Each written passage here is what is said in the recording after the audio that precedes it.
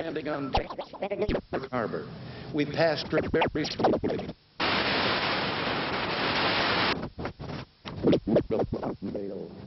That gallant lady. Thank you and God bless you all. Nancy?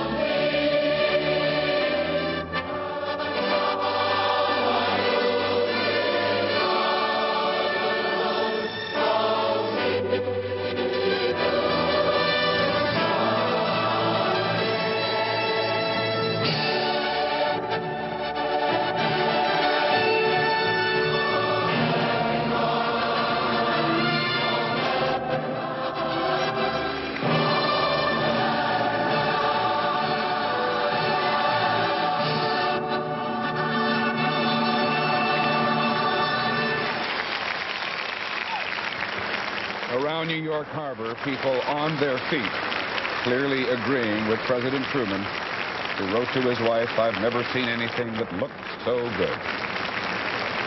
Symbol of a nation, symbol of an idea.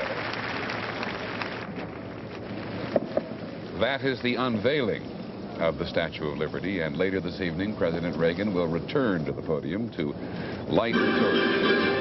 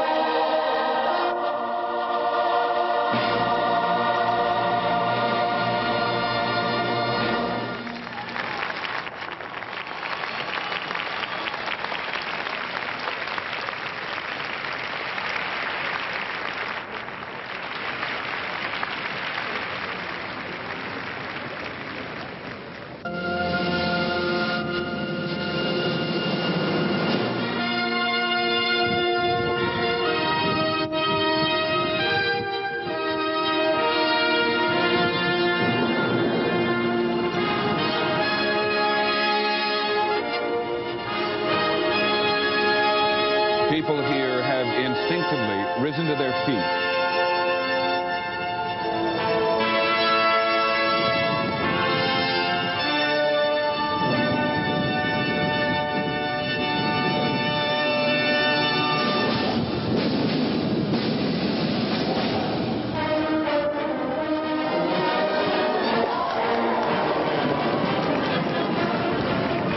These are fireworks, but not the fireworks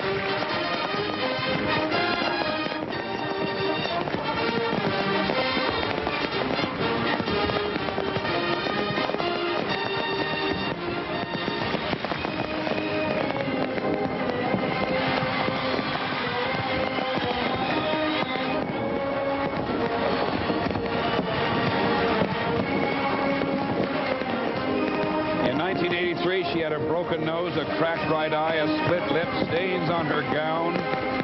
Now, more than anything else, she's got a brand new torch. She lights the way again.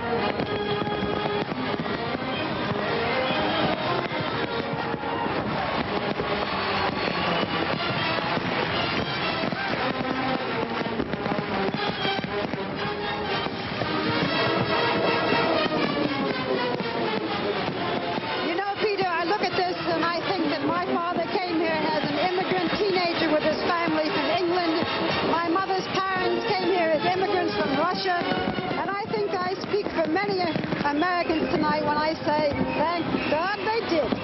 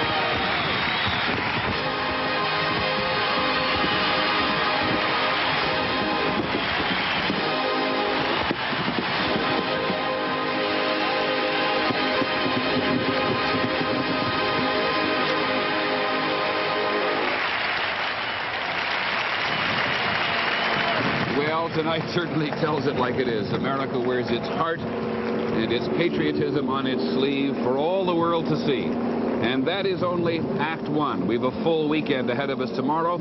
We begin with Operation Sail, the International Naval Review. President Reagan, who has sat there all night without a coat on, will be joined by French President Mitterrand on board the USS Iowa down the Hudson River to review the International Naval Armada and the tall ships. Barbara? And then there's going to be a concert tomorrow night. The Boston Pops, Barry Manilow, Whitney Houston, Joe Gray, wonderful concert. And then the biggest fireworks display. You ain't seen nothing yet if you thought this was big. And I hope it didn't sound as if Americans are glad just that my parents and grandparents came here. I was really speaking for all of us who are citizens now and came here as immigrants. I don't think you should be the slightest bit embarrassed. I think tonight we're all... And a parade of the world's greatest tall ships in Operation Sail 86. Now from Governor's Island, Peter Jennings. Good morning. There it is, New York Harbor, one of the world's greatest. And there the entrance to the Hudson River, so named for Henry Hudson, who sailed up this river first in 1609. And here this morning, from around the world, the ships of the International Naval Armada have come to pay tribute to the Statue of Liberty. And there she is, the USS Iowa, America's battleship carrying the President of the United States down between the ships of the International Naval Armada on this, the 4th of July.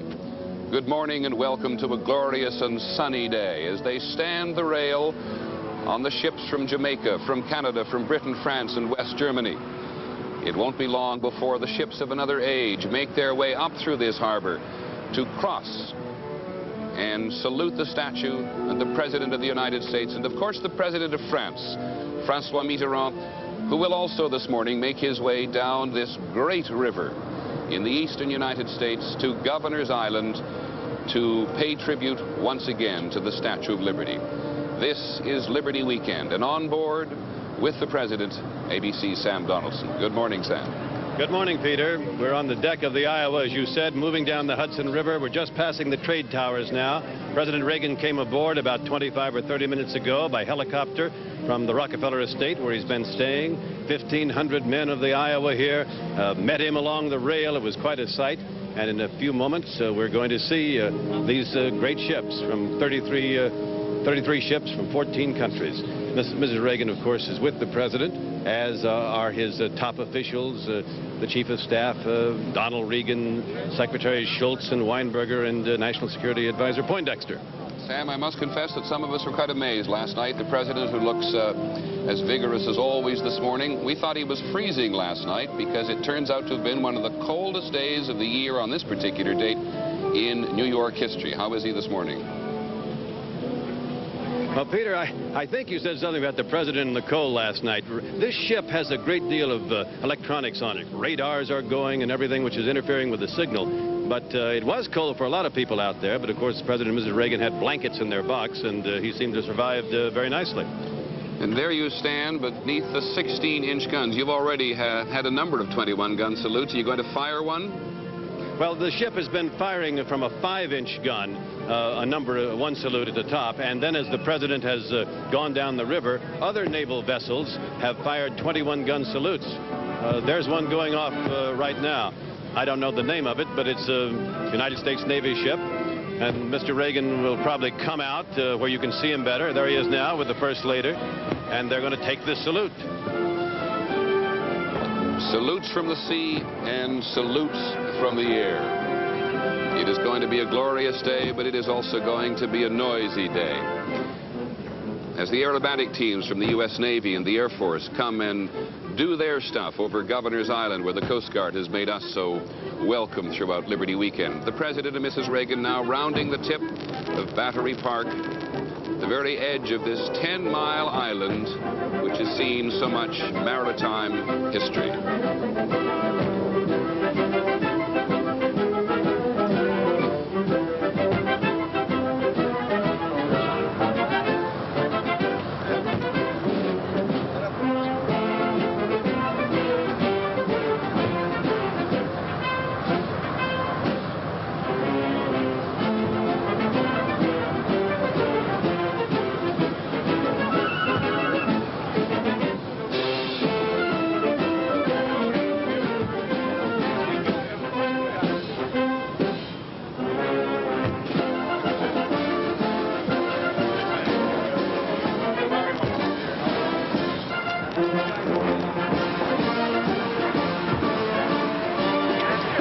There they are, the great 16-inch guns, and if Sam Donaldson didn't tell you because I couldn't hear, the decision was not to fire them in New York Harbor, lest they blow out all the windows in all the glass buildings around the edge of Battery Park in Battery Park City.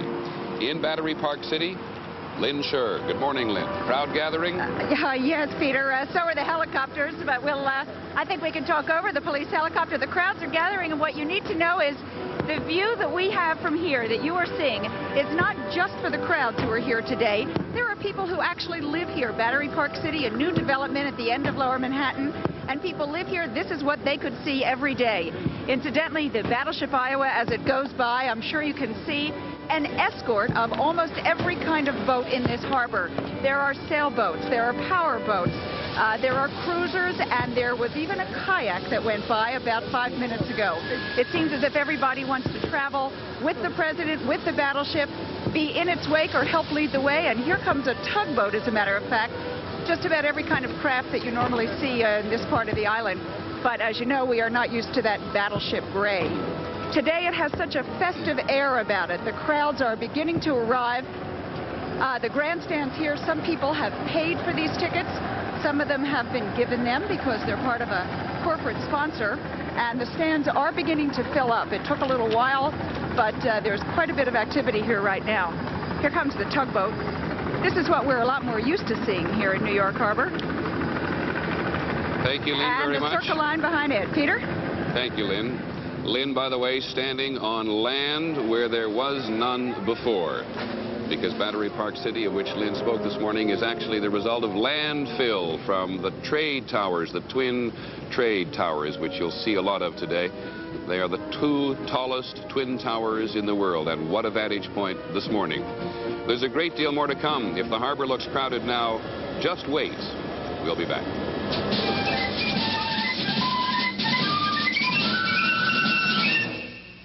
Last night, as the president relit the Statue of Liberty, there she stands at the very epicenter of New York Harbor with the Iowa there in the foreground. The excitement in this city, which is occasionally known to be blasé, was really quite something to behold. Many of the sailors on these international ships have had shore leave here, and the stories are already becoming legion. The USS Iowa, commissioned here in the Brooklyn Navy Yard in 1943, and part of the flyover conducted by the French, the Thunderbirds from the U.S. Air Force, the Blue Angels from the Navy.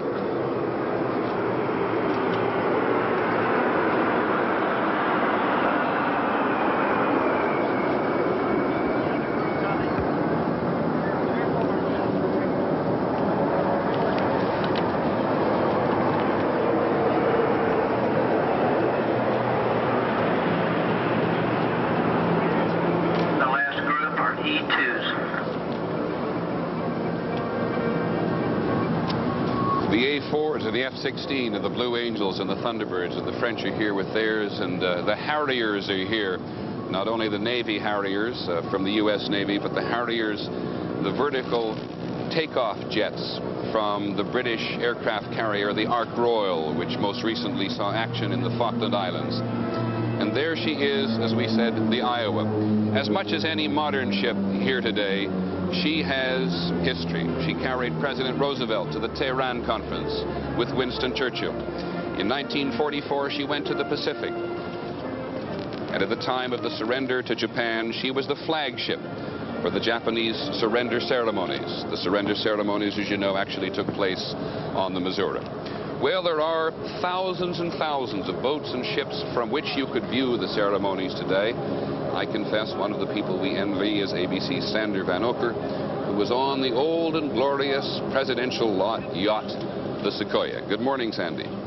Good morning, Peter. We are aboard the presidential yacht Sequoia, and we're trailing right behind the battleship Iowa, which, as we all know by now, has President and Mrs. Reagan. We're coming down, we've just left the west bank of the Hudson River, and we're getting onto the harbor. And we're coming down here, and we're being followed, I think, by a flotilla of ships. The presidential yacht Sequoia has served 8 presidents over 44 years. It started with Herbert Hoover in 1931. Actually, it was bought by the Commerce Department to intercept rum runners on the Mississippi. 8 presidents, though, used it until Jimmy Carter came along and decided it was an extravagance and sold it for $276,000. But I tell you, aboard it today, one is reminded, looking at this teak and mahogany, of what J.P. Morgan said when someone asked him what his yacht cost. And he said, anybody who has to ask what a yacht costs can't afford one. Sandy, let me interrupt you for just a second, because there you see yet another of the aerial tributes being paid to the Statue of Liberty today.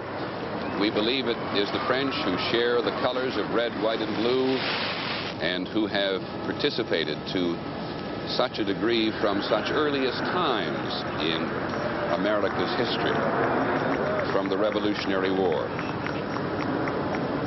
Sandy, let us come back to you on the Sequoia for a second. You talked about how much the President, Jimmy Carter, sold it for. It's cost about $2 million to restore, hasn't it? All right. Let us tell you a little something about the communications in New York Harbor today. We have about 75 cameras, I think, at last count, all around New York Harbor and up and down the Hudson River. Some of them are up there, some of them are down here. It isn't that they don't work, it's sometimes that the paths of communication to get them all back to our transmitting station in New York City to push out around the rest of the country is sometimes difficult. So when we lose communication and picture, I hope you'll forgive us. This is the largest and most complicated television broadcast, technically speaking, that ABC News has ever mounted. We'll come back and continue it as the President and Mrs. Reagan on board the Iowa come to the Statue of Liberty. We'll be back in a moment. Launching as many as 95 aircrafts here, as 15 seconds apart. It is usually home for 5,000 sailors. Many of them are on leave today, but there's many guests and VIPs, and they expect to feed as many as 5,000 to 10,000 people here. In fact, you can probably see the pictures of the barbecue and the tents and everybody in uniform and everyone's shipshape. And there is an aerial view of you with the long side giving us some sense of contrast. The Staten Island ferry was that orange ferry underneath the great deck of the Kennedy, which is almost 1/4 of an acre in size. You've heard the Kennedy mentioned, which looks very festive, as you say, Rebecca, but you've heard the Kennedy's name mentioned in the news a lot recently. She's been serving in the Mediterranean as part of the support fleet on the Libyan coast and on the Lebanese coast. She's over 1,000 feet long, and as Rebecca Chase said, she is a city with everything on board: her own bakery, her own movies, her own television studios, her own newspapers. And there the civilians beginning to crowd their way for a better look, not only at the statue, which we say unabashedly looks fantastic, and the same as she has always done. Those of you across the country who may have thought she was going to look different after her restoration are in for a surprise as you take many looks at her today, because she is still that wonderful same bottle green. Because it was so darn cold here last night. But as the balloons rise in the first order of celebration, what kind of a sailing day is this? It doesn't look very good. It's not going to be a strong sailing day. There are two disadvantages: a very light breeze, and some of those vessels need some air to move with. But the other thing is that the wind is down the Hudson, and that is not going to suit well the square-rigged ships. So they will set their square sails, probably coming back down the river. Over Manhattan and over Governor's Island, where the Delaware Indians and the Mannahattas Indians used to paddle, the aerobatic teams of the Blue Angels and the Thunderbird. Suspension bridges in the world, so named for Giovanni de Verrazzano, the first European to come into this great bay in 1524. You know what he was doing, foolish fellow? He was looking for the Northwest Passage to China. He didn't find it, and so he went home. He was working for the French king of the day. He'd come up the Atlantic coast, come into this bay, come to these narrows, the narrow neck, really, where the upper and lower bays are joined. He thought it was a very tranquil place. He saw the mouth of the Hudson River, took some soundings, but then he went home and he told the French king, no, it is not the way to China. And now, of course, it is the threshold on Governor's Island as the first tall ships approached the island, that there were more than one silent tribute to the people who died on board Challenger, the Marines who died in Lebanon.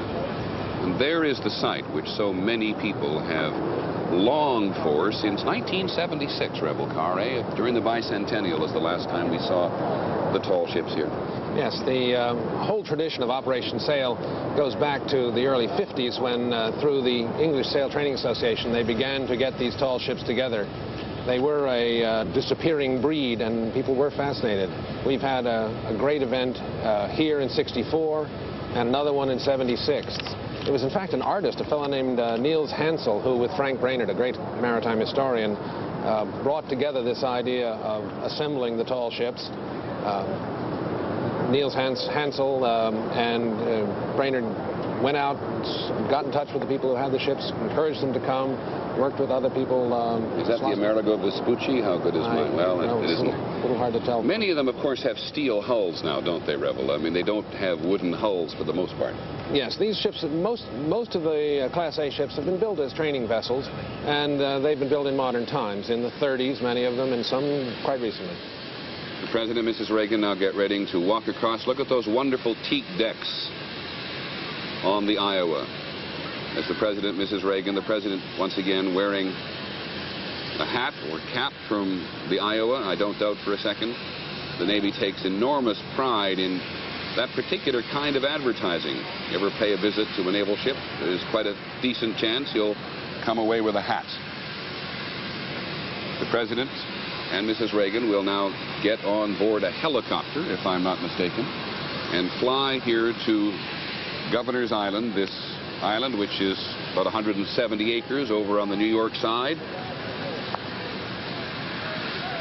to take his position on somewhat, well, I was going to say somewhat firmer ground, except that there's nothing firmer than the deck of the Iowa, and take the salute from the tall ships as they make their way into New York Harbor. And just in case you didn't hear Sam Donaldson, I think we would all concur the President likes nothing more than to pay a visit to America's service personnel. Most popular and one of the ones that has become most familiar to Americans because it has been here before is the Danmark, which is a training ship in Denmark. It was given to this country, or lent to this country, back in World War II as a training vessel for 5,000 young sailors. They had a rather windy night out there outside the harbor at Sandy Hook, and ABC's Richard Threlkeld joined her.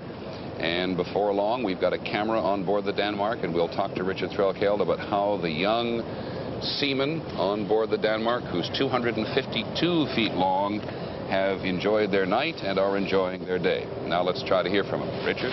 No, Threlkeld. Not going to have a chance to talk to Richard Threlkeld in just a moment, so we'll tell you just a little bit about the Danmark. As I said, she's one of the most popular ships. She's a windjammer, and she has been here before. She participated in Operation Sail in 1976. She's a ship, and she's full-rigged. Now, Rebel Carr, what does a ship full-rigged mean? Well, that means she has 3 or more masts and square sails on each of those masts. And the differentiation from that is a bark, which would be 3 or more masts and square sails on all but the last mast. So when they're square sails on all 3 or 4 or 5 masts, that is a ship rig. Okay, we're going to get that figured out before the day is over. The Danmark is sails out of Copenhagen every year, and now let's try for Richard Threlkeld. Good morning, Richard. Hello, Peter. I was trying to tell you before, we're on the stern of this vessel. We spent the last 2 days here, and it's been absolutely magnificent. It reminds me of one of those lovely old Currier and Ives prints from the 19th century of New York Harbor, just a forest of stars and bars and wooden sailing masts. The 80 cadets, Danish merchant marine cadets, have been having a very busy time of it. Life is no picnic on a vessel like this, but this is the last day for them. They will be on their way home very shortly after their 6 months of training, and will become, most of them, officers in the Danish merchant marine. Most important, after several weeks at sea, they're going to have liberty at South Street Seaport tonight if there's any room for them. You'll notice not only we, but many of the ships have begun to break out some sail, so even if there's the slightest hint of the breeze, you're going to see a forest of white as we go up the Hudson. Peter? Richard, thank you very much. Lucky you having a nice day under sail as the Danmark makes her way up from lower New York Bay into this harbor. 23 tall ships we will see before this day is over, some enormous like the Danmark, some tiny, but all romantic and all evoking history. We'll be back in just a moment. ABC's presentation of Liberty Weekend is brought to you by Texaco's Advanced Formula Haviland Motor Oil for high-quality engine protection. One of New York's famous fireboats welcoming the tall ships as they make their way into the harbor proper. This is, of course, a working port which has seen hundreds of years of history. And all over the harbor this morning, you'll see fireboats and tugs doing their job on this particular day as this whole thing gets choreographed almost. It is so large that an enormous number of things can go on at any time. We don't know where they've come from, this couple, but they would have to qualify as among the smallest craft here. We have been looking for a bathtub, but we haven't found one. We wouldn't be surprised to see somebody show up in a bathtub. The flotilla of pleasure boats, for the most part, and no port in the world can turn out as many pleasure boats as this one, is essentially moved down out of the upper bay down into the lower bay to join the tall ships and provide a tail and wings for this armada as it makes its way up. President Reagan has now landed on board Governor's Island, have a brief burst of cannon from the Ellis Island side of the harbor. It's going to be, as we said, a ceremony and something of a... You have no need to be concerned about coming to see the Statue of Liberty. Revel Car, what was that we were looking at? I apologize for going on. I think that was a Libertad. It was a little hard to tell from that angle, but I think it was the Libertad. Now, yes, can you tell what kind of a ship that is just by looking at her sails? Yes, she is a full-rigged ship. As you count, you can see 3 masts, and you can see the square yards. The square sails are not set, and that is a function of the wind. There's a full-rigged ship. What do you call the square sails? All square sails?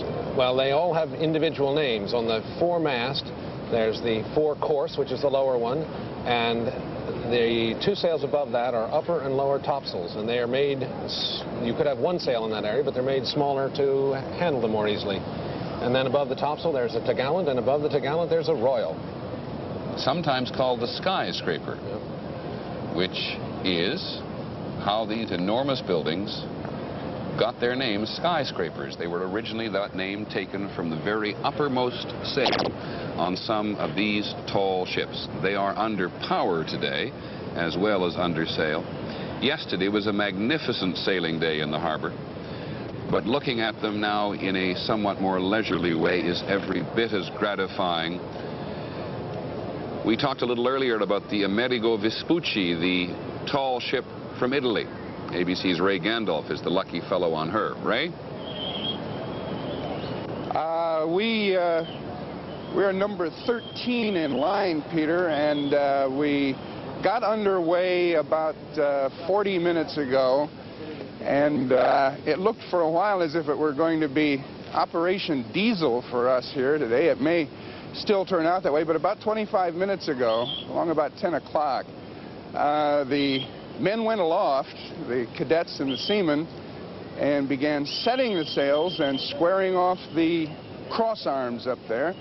And they may give it a shot. Some of the ships, those with triangular sails primarily, are partially rigged, and a lot of the ships have sail out there, and there's not much wind, but I think we're going to give it a shot. Back to you, Peter. Well, some years ago, Ray, when sail was the mode of power around the world, you look forward to, because in a windy day it was a dangerous and nasty life to lead.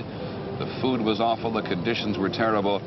Today it is glorious. There's the yard arm, Revel Car. What are those men doing up there? Well, I think what they're doing is the equivalent of what we saw on the Iowa. We saw people manning the rail on the Iowa, and here they are manning the yards. That is, in fact, the origin of the manning of the rail. In other words, they're paying tribute there today. Indeed, that's the salute. And it was done 100 years ago, 200 years ago. But they have to go up there, you're telling us, in order to get those sails down, in order to sail? That's true. Those sails need to be, people have to go aloft to those yards to set those sails and to furl them. As you were saying, that was a gruesome business in the dead of night in freezing weather.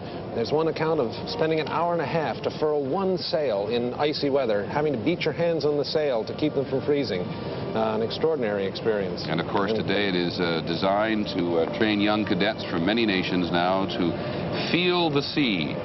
A quick correction, I wasn't sure altogether when the Statue of Liberty was going to be open again to the public. It is going to be July the 5th if you were thinking of going to visit the statue again. That is tomorrow, of course, and she will be open in all of her glory tomorrow for people to visit. And you get there from Manhattan or from other places, and we can tell you, having spent some time there, in recent days and weeks, it is a memorable visit, even if you have been there before. Honor.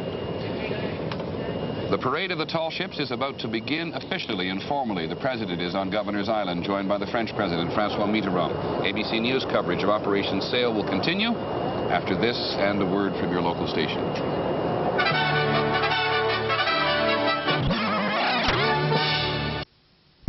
Has been as good about preserving our tall ships or our maritime facilities as other seagoing nations have.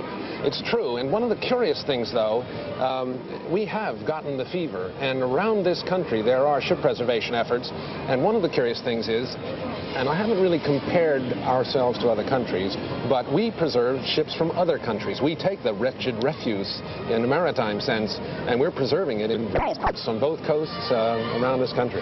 What a nice line. The entrance of the state and territorial flags. This is my country. The 50 state and territorial flags of the United States are being carried by Joint Service Honor Guards from Washington, D.C.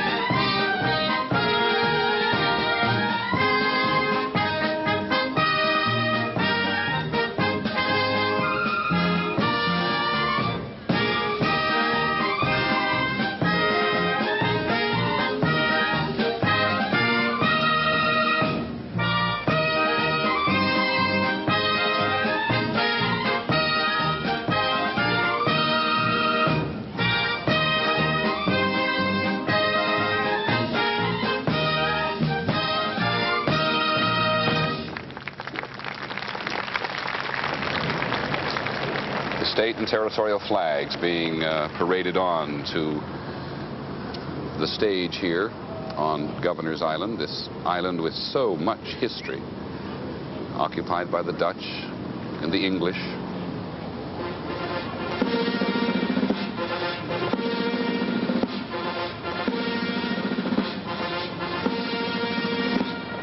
Ladies and gentlemen, the President of the United States and Mrs. Reagan, accompanied by the President of the Republic of France and Madame Mitterrand.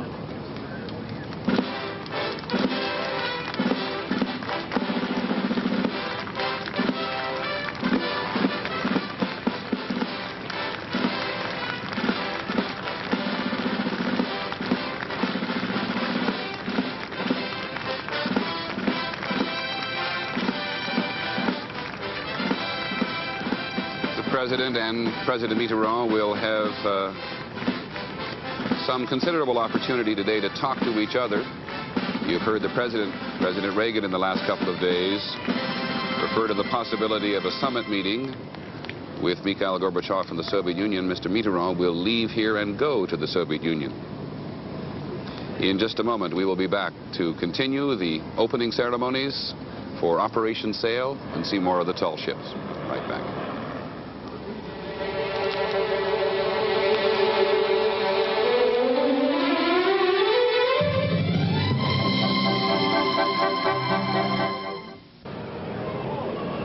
We should also remember that American sailors in the early days of the country were among the finest sailors in the world. And we will, in the course of this day, as the tall ships come up, see American tall ships where young Americans still train in the traditional ways of the sea. On board the somewhat more comfortable presidential yacht, ABC's Sander Van Ocker on the Sequoia. Sandy? Peter, in view right now, you should have the Coast Guard bark the Eagle, which will lead the procession of tall ships up the river. Now, coming up in a moment, you will see on the starboard side of the bark the clipper Bowden.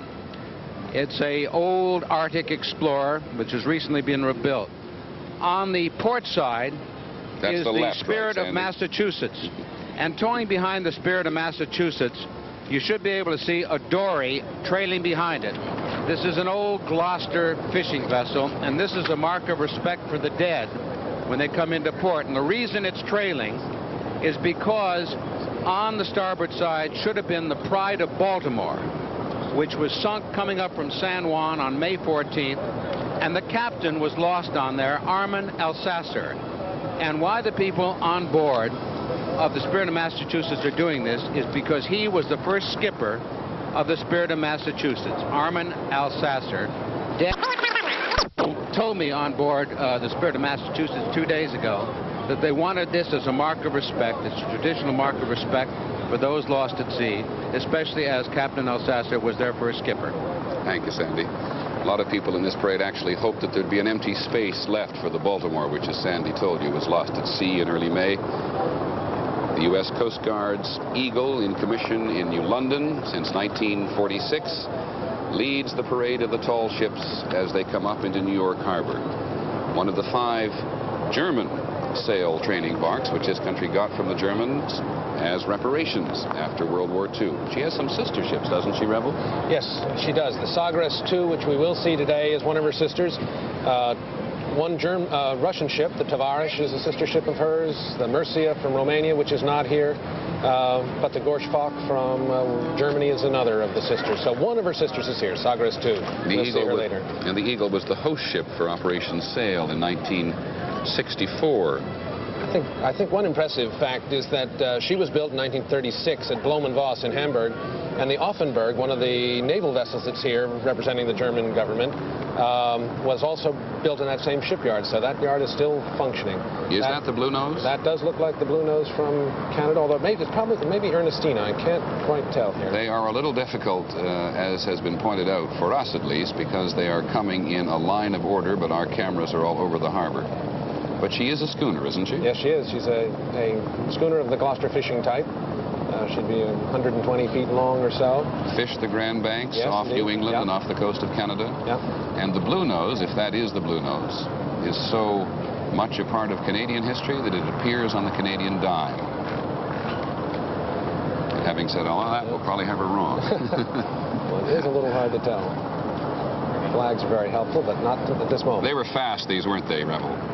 Yes, there's a Canadian flag flying. That should be familiar to you, Peter. So that is definitely the Blue Nose, too. She's a replica of the first Blue Nose. And Blue Nose was built, in fact, not only to fish, but to race. There were races between the Gloucester fishermen and the Canadian fishermen, and she held the record for 20 years. One of the places that still maintains this tradition of old ships, of course, is Britain. There's no British tall ship in this particular armada today, is there? No, there isn't. She has a very strong sail training program with vessels like the Sir Winston Churchill and the Malcolm Miller, but there is no tall ship from Britain participating. The Eagle, there she is again. She makes a couple of long cruises with Coast Guard cadets every summer. And when these tall ships get opposite Governor's Island, we'll get into some order so we can better give you some history of them, tell you something about life on board them. But at the moment, they are still approaching Governor's Island. They have not quite even reached the point where the USS John F. Kennedy is anchored just to the south of Governor's Island, but there are the tugs and the fireboats out. The Eagle is first, the Denmark is second.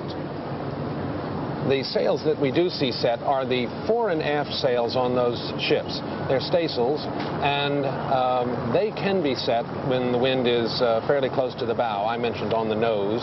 That means the wind coming right down on the ship. And look at the young Coast Guardmen up on the top of the rig beam. Yes, again, they're manning the yards. So we will see on all of the square rig ships, I think, some sails set, but not their square sails at this point. You ever been up one of those things? I have. What's it like? If you have any fear of heights, that's not the place to go. Good, I shall not go there. We'll be back in just a minute for the beginning of the formal parade of the tall ships.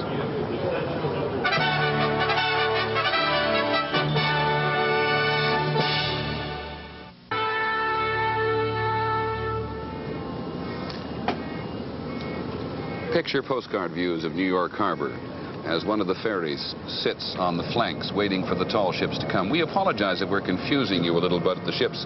It is in part because we've been taking pictures of them as they have been making their way up from lower New York Bay. When they get opposite Governor's Island, opposite the presidents of France and the United States, we'll get more specific and be somewhat more helpful, I hope, in identifying them for you. There is the Eagle, the Coast Guard ship, making her way now just past the statue in the background. We're waiting to hear from Lee Iacocca, the man who's had so much to do with the restoration of the Statue of Liberty, and from a man named Bus Mostmacher, a name perhaps not familiar to that many Americans, but certainly familiar to anyone who has any connection with sail.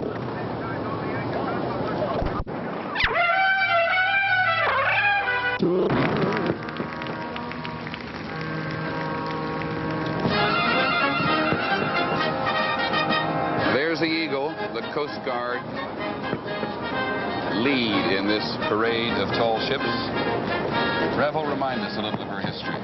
Well, she's a bark. She's a good-sized vessel. It's actually her 50th year. She was built in 1936 as a training vessel for the Germans. Her name was Horstvessel at that time. She was a troop carrier, cargo carrier during the war. And curiously enough, during that same time, the Denmark, the second ship to come along, was in this country. Firing a salute as she comes by, a salute to liberty and a salute to the presidents. It was after the war that the Coast Guard here was able to take over the Eagle.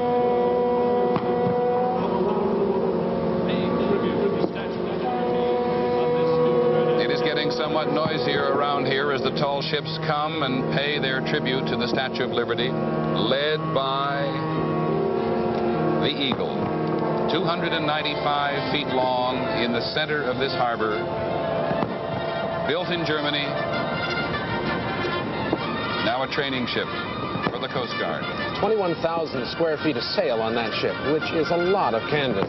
She's named, in fact, after an Eagle that was a revenue cutter back in 1792. That was one of the early revenue cutters in this country, and the Coast Guard grew out of the revenue service. So she has a tradition and a name to carry on that goes back to 1792. You also remind me she's passing islands where pirates used to be hung. On Liberty Island and on Ellis Island. In early days, they hung pirates. Then they had a crowd in New York Harbor. This vessel was part of the German Navy during World War II, but was claimed by the Allies as a prize of the war. Since then, she has been the training ship of the United States Coast Guard Academy, and she celebrates her 50th anniversary this year.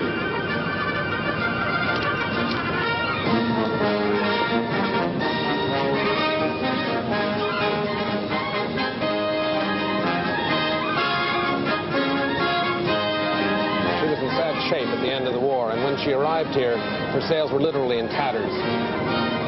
It took a major restoration effort by the Coast Guard to put her back into service. Escorted, as will all the tall ships be, by some of the more famous tugs of New York Harbor. Cannot have a harbor of this size, which can do 51 or 52 million tons of trade in a year, without the tugs to get them in and get them out, and when they're the big ocean liners, push them around if necessary. They'll come by this point on Governor's Island about once every 7 minutes. They'll go up the Hudson River towards the George Washington Bridge, turn around, and in many cases sail down. So at some point in this harbor, we're going to get even a third convergence. We're going to get first the tall ships going up, then the tall ships coming down, the ships of the modern armada here as well. Escorting the Eagle are the Bowdoin, the only auxiliary schooner ever built in America. Just getting a view now of the Spirit of Massachusetts, astern of the Eagle, just disappearing off of our screen. One of the escorting vessels, she's on the port flank of the Eagle as she comes up the river. Let us remind you again, port is left and starboard is right. When you're facing forward on the ship. The Eagle leading, more to come. 23 from a variety of nations. We'll be back in just a moment. ABC's presentation of Liberty Weekend. Operation Sail. To mark the 100th anniversary of the Statue of Liberty, we are back in the very center of New York Harbor, just yards from the Statue of Liberty. The Eagle, the Coast Guard bark, has just passed, and second in line, the ship, the full-rigged ship, the Denmark. Her sails are flying.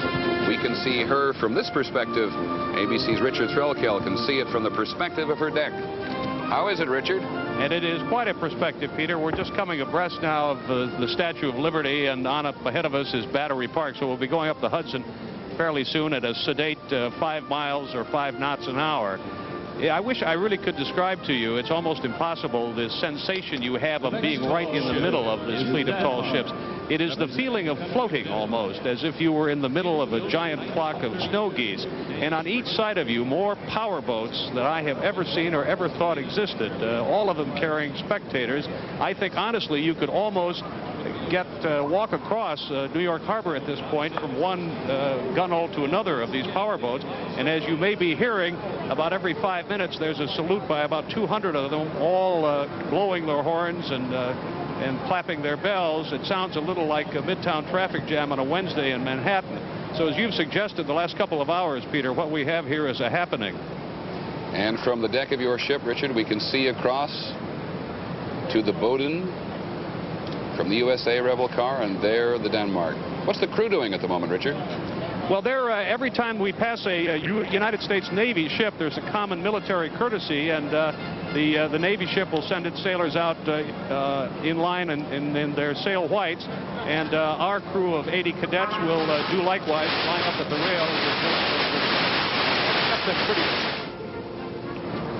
Here she is, the Denmark, 252 feet 7 inches to be specific across the waterline. Her captain, Wilhelm Hansen, has brought her here on a variety of visits to the United States. She was built back in 1932. Rebel, you're shaking your head. What have we done wrong?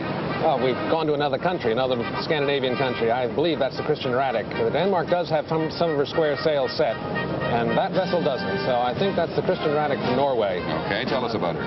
Well, she was built in '37. Again, there was a grand era of building these training vessels, named after a person who founded the sail training effort there to train merchant seamen.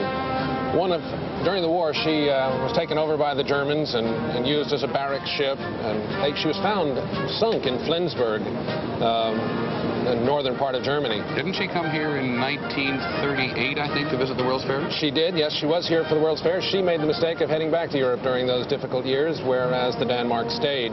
She has fame because she was in a Cinerama film called Windjammer, and I think that had something to do with sparking the interest in tall ships. Speaking of sparking, she starred in the movie The Windjammer. She has, as we said, been in previous Operation Sails, and her captain on board was married in this harbor in 1976 on board during the Bicentennial Parade on July the 4th.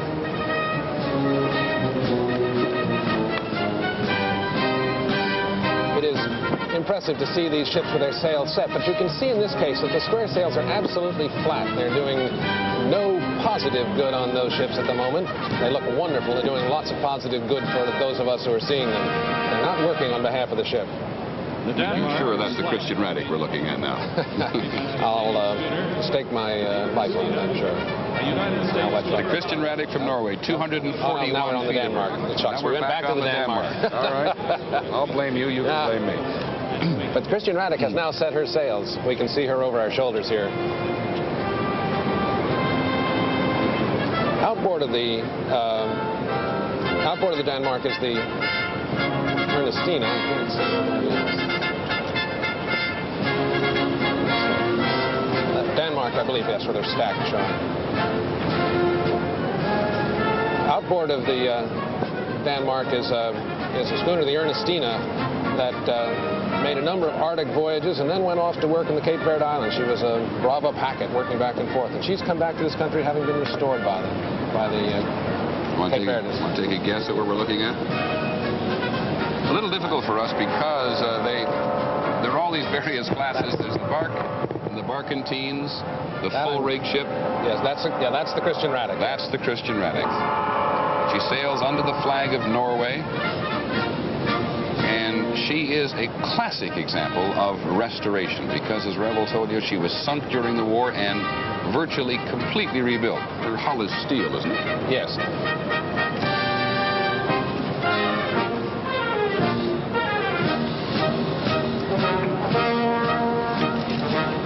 To provide better visibility, even when the wind is good, they will clew up and raise those lower sails, particularly in tight maneuvering situations. So they have much better visibility of what's going on around them. God, she's magnificent, isn't she?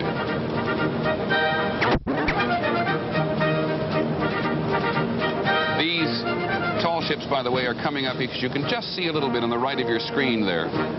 Escorted by other and smaller, though I'm sure their owners do not think any lesser ships or boats, if you prefer.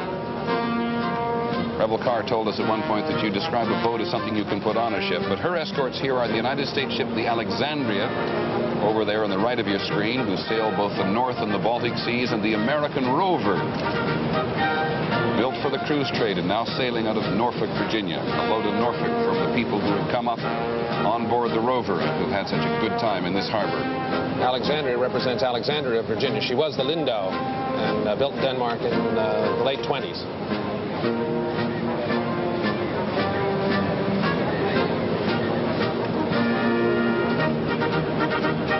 The captain of this ship, Captain Thorson, after the 76th centennial, on the day after the 76th parade of sail, he was married here in New York.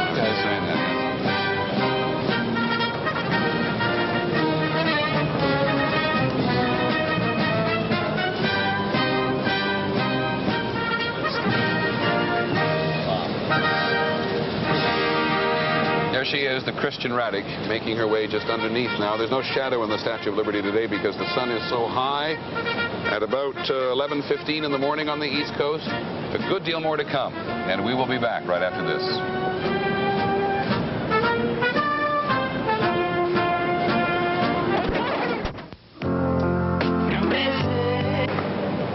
Welcome back to New York Harbor. The parade of tall ships is now fully underway, making its way toward the tall skyscrapers of Manhattan, as you can see in the upper part of your screen. They take those names, they're skyscrapers, from the tall ship's uppermost sail. And if you can use your imagination and go back 100 years ago, the buildings here then were only about 10 or 11 stories tall, and they thought they would shut out the light from the city. There is the Libertad from Argentina. It's interesting that on a day like today, celebrating the Statue of Liberty, we've got a ship whose name means liberty. She's one of the largest. There are a couple in the fleet that are larger than she, but she's 365 feet in length. Escorting the United States 56. She was built in Argentina, as opposed to being built in some other country and purchased by the country for whom she serves. She serves the naval training group there. Argentina, of course, has a long seagoing history. Argentina, in more modern times, as you know, has fought a naval battle with Britain during the War of the Falklands, or the Malvinas, as the Argentinians call those islands, in the South Atlantic, and there stands her crew on the bowsprit. What's the bowsprit used for, that great piece of timber off the bow? Well, to extend the length of the ship and allow those headsails to be set. They're very important in balancing up the ship as she sails. And in order to extend the length without extending the length of the hull and slowing down the ship from that standpoint, they send that piece of wood out there, and it is strong enough to carry the headsails. She's been all over the world with stops in Europe and the west coast of Africa. She's been in Operation Sail here before. She is, as we said, used by the Argentinian Naval Academy. She's about 26 years old. She was she not, Revel, one of the faster of the tall ships? I believe so. I don't know a lot about her sailing record, but I believe she was one of the fast ones. One of the interesting things, she has a figurehead of Liberty. The figurehead is the decoration that is on the bow, underneath the bowsprit there, and she has a Liberty with a Liberty cap as her ship's symbol.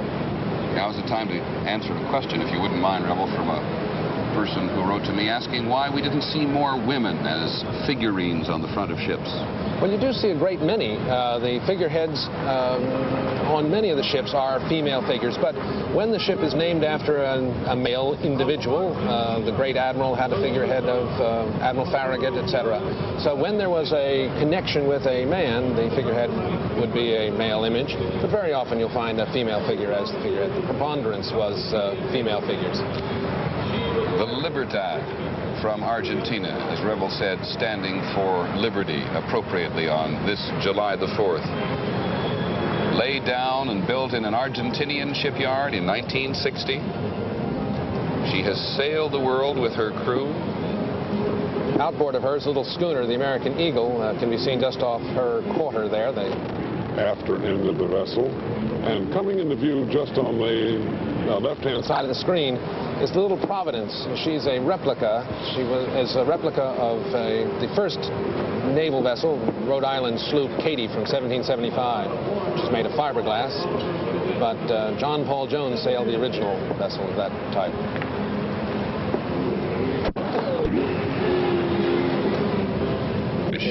Does it mean just large gathering of ships? Yes, and it's referred to the Spanish Armada, navies are called the armadas of those countries. So the days of the Spanish Armada, I wonder if the Spanish Navy must still refer to itself as the Armada de España. It does.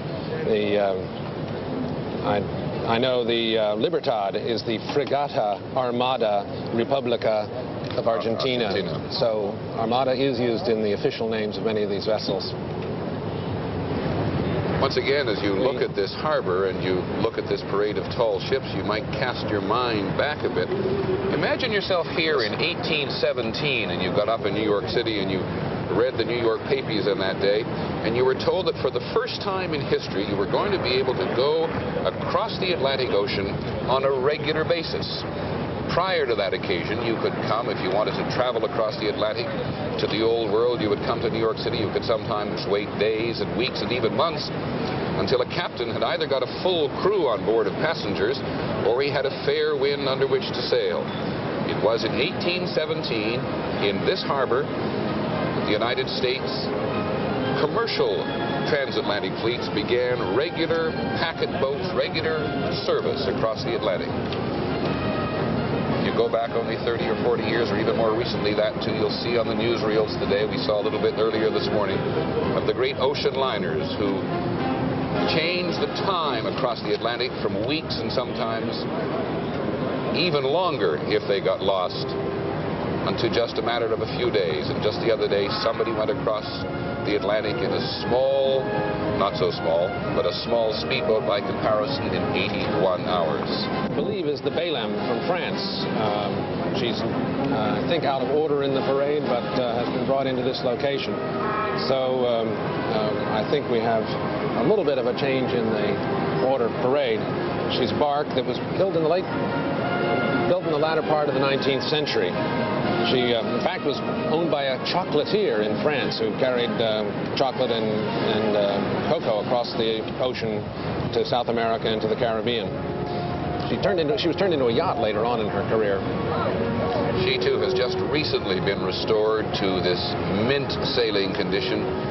You see before you, and she is flanked by sister French ships, the Rara Avis, which sails from Le Havre, the great French port, with sail training crews at will, and the Bel Espoir, a Baltic trader who sailed in the Baltic Sea, also a training vessel, but in this particular case for young delinquents, juvenile delinquents, hard case kids who in many countries have gone to sea and learned discipline and learned respect for the sea and for each other, much more important.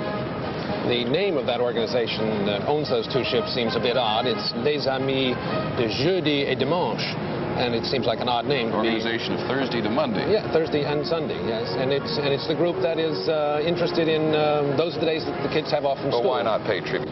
You may be able to hear in the background the horn of the Queen Elizabeth II, the Cunard lines, last remaining great ocean liner in the harbor, greeting the Esmeralda from Chile. 370 feet, 10 inches long, with her crew standing the rail and, as Revel has said, standing in the rigging as well. A ship that has, prior to its arrival on this day, and perhaps even on this day, has caused some considerable controversy in the United States and elsewhere because of her more recent history. ABC's Barry Sarnafin is going to explain.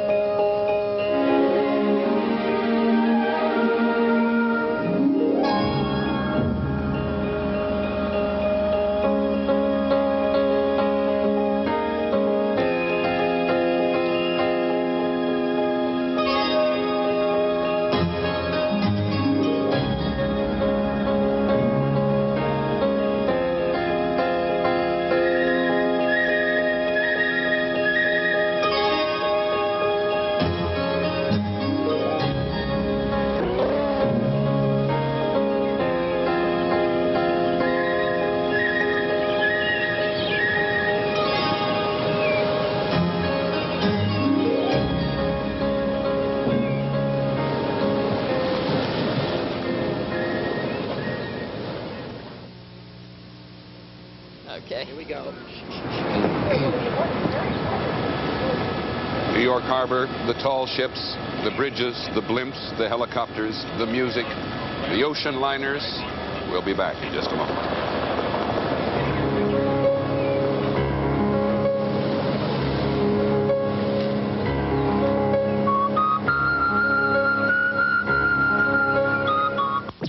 Today.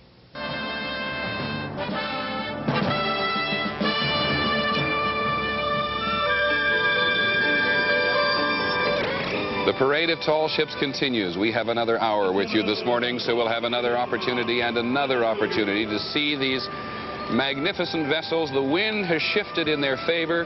The wind is now coming out of the southeast. And high, look at those on top of the masts and on the yard arms, as they're called, with their international pennants and code flags flying. That's how you communicate in many cases if you want to talk to one another or talk to a harbor master in one of the world's ports. And there she is again, as we said, one of the more controversial ships in this parade, the Esmeralda. We would like to give you some indication now of how far it is from where we are all the way to the beginning of New York Bay. It's about, I think, Rebel, 20 miles all the way down to lower New York Bay. And this parade is extending all the way down there. Right at the end is ABC's Betsy Aaron, who's on another of the tall ships. How's it like down there at the stern, as they say? It is so exciting. I tell you, this is the first time the Alyssa has returned to New York since the late 1800s. It was a cargo ship then. Now it belongs to the Galveston Historical Society. It is absolutely a miracle. Back in March, the people from this ship brought $12,000 to Seaport. That was all the money they had. Not Betsy, we're going to take it away from you for just a second because you're about to go under the Verrazano Narrows Bridge again, and that does something to our electronic signal. But that she is, the Alyssa, one of the best cared for, one of the most lovingly restored by people in Texas, in Galveston in 1979. And as Betsy suggested, if you could hear her revisiting ports, which she had called on back in 1883 and 1886. She was built in Scotland. And there, the Iowa, if I'm not mistaken, the centerpiece of the international naval gathering which came here, the ships of which are now gathered all around the harbors. The Iowa built just hundreds of yards from us in the Brooklyn Navy Yard, up the East River, which divides Manhattan from Brooklyn. And the salutes are fired and the salutes are answered from the Iowa, from the Kennedy, from the tall ships themselves, which of course were at one point men of war.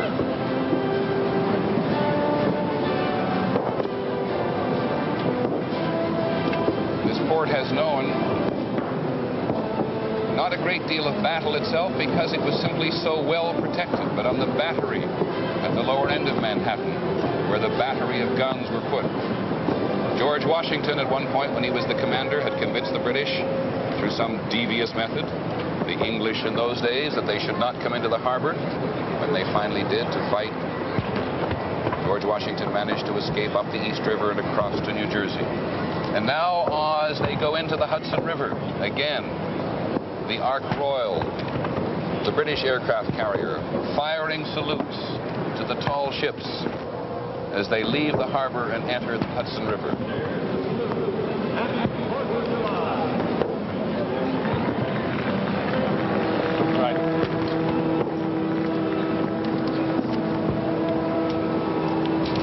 Well, isn't that exactly how you're supposed to spend the 4th if you're so inclined? That's on the tall ship Denmark.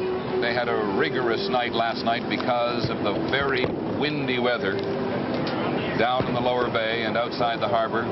So why not have a nap today? Rebel, you know those all those scenes we've seen in old movies about these great tall ships heaving to and firing all their cannon broadside at each other. Is that really the way it was like? They did indeed, and they had, in some instances, they would fire at anchor. In other instances, they would be under sail, and it had to be an incredible experience, naval warfare at that time. They had cannons that would try and shoot the rigging down, so you'd have the rigging crashing down around you, and of course, cannonballs screaming through the hull. It had to be the most excruciating kind of warfare. This is a port which, of course, as we said, has no passage towards war. It was from here that they sailed out to seek pirates. And through this port, of course, passed almost 3.5 million American men in two great wars, 1914, 1939, 45. Past the Statue of Liberty to go and fight for liberty in other lands. We're having a wonderful bit of competition right now. We saw just a moment ago the Gloria from Columbia on our screen, and we can hear the crew in the rigging, those people who are manning the yards, are singing, and at the same time we can hear the orchestra nearby. There's a great moment, feeling of celebration here. That's the Gloria on our screen again. She was fairly recent, built in 1968. And those young men in the rigging can be heard singing from our location.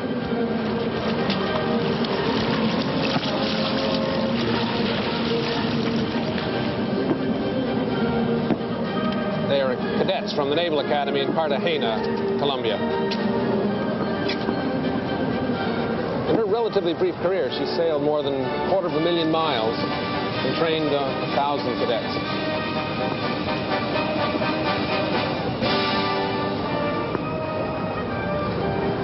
Well, a reminder of the Irish immigration to this country. The Shamrock. I don't know on what she is flying.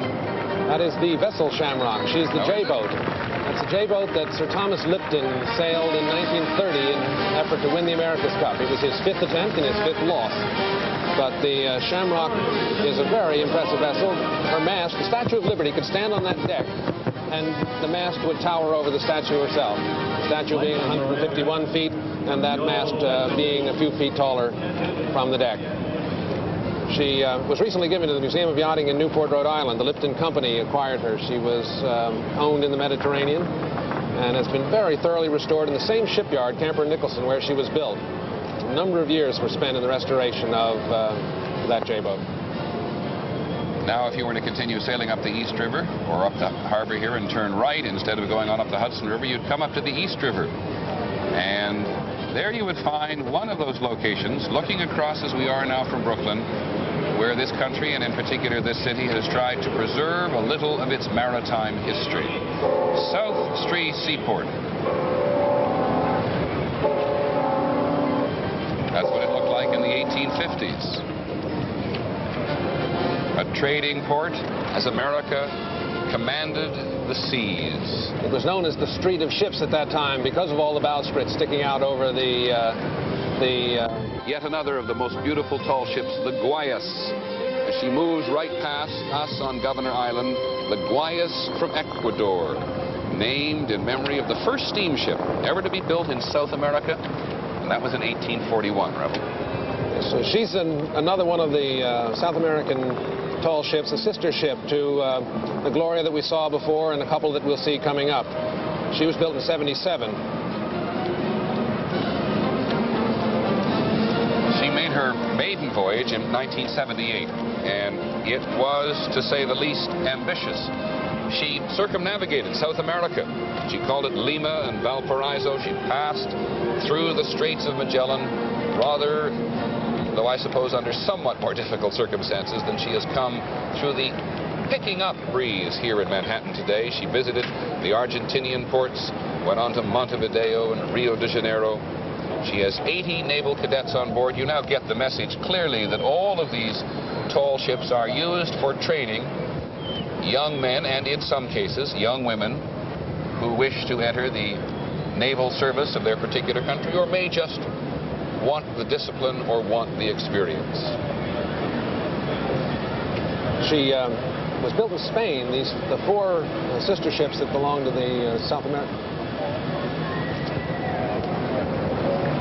One more time around. Yet another one coming into view just at the tip here of Governor's Island. A little difficult to tell. It's binocular time, I think. Rebel, can you see who she is? But as you see in every case, on those top sails, which are in some cases 50, 60, 70 feet above the deck. That's the J-boat, by the way, that Rebel was talking about, the Shamrock. She plied the tea trade for a while, and with lines like that, yes, it is very fast.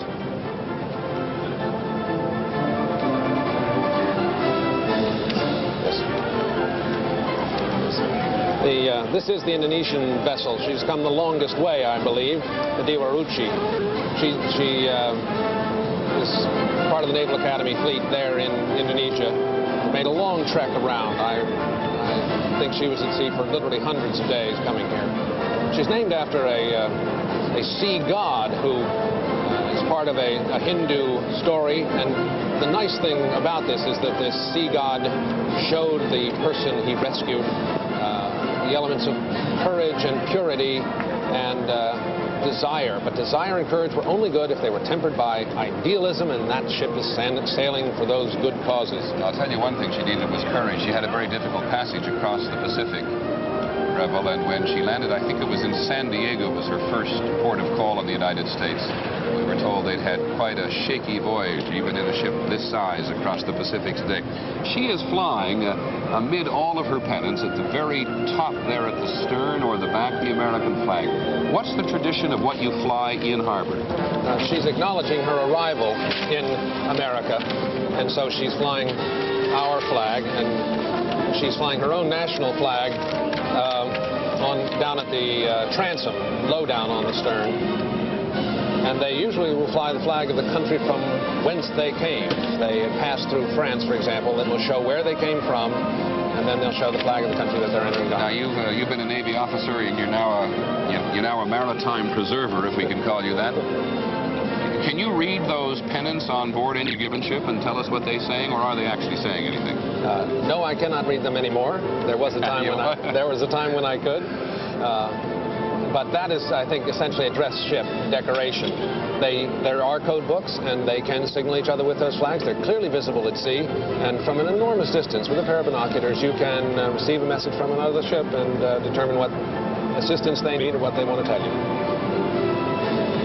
And she comes up to New York Harbor to enter the Hudson River. And even as we look at New York Harbor, we can look at the Hudson River, because they will go up under the George Washington Bridge, which connects Manhattan with the state of New Jersey. There she is. Built in the 1920s, they'll go up under that bridge and then turn around, and at some point on this day, people who line both banks under the Palisades of New Jersey, about 60 miles of great cliffs on the New Jersey shore up at the George Washington Bridge, 604 feet high she is.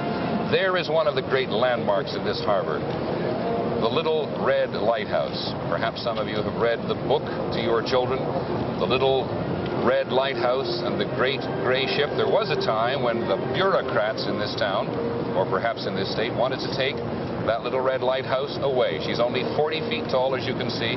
They closed her down in 1951 because they've got more modern ways to warn people that they're on the bridge and on the point. And a lot of school children got very upset. And I can't remember, to be honest, whether or not they raised the money to preserve her, but she was preserved. They did raise the money to preserve her, I'm told. And another small piece of American history.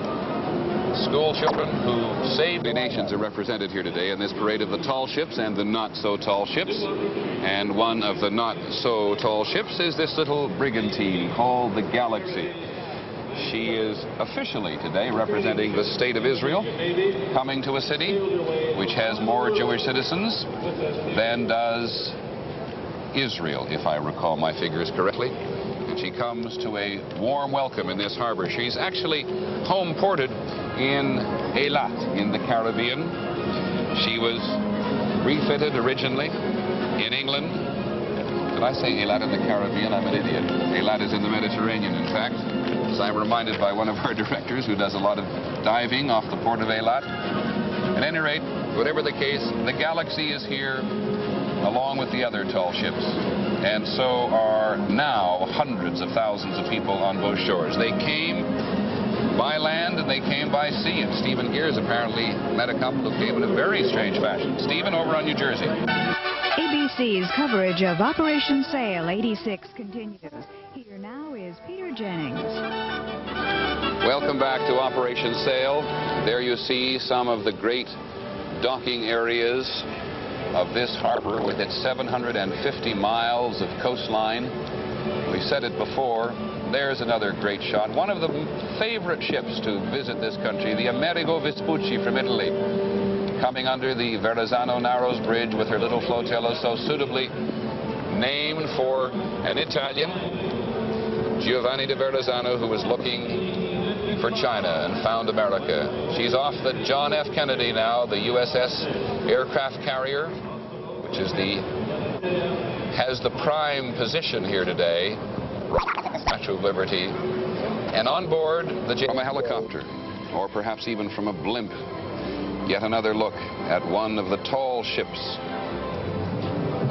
We've used the word so many times today, we've probably overworked it, but it is a majestic passage that they have made from the sea to this city, to which the Dutch, I guess, probably gave the first taste for profit.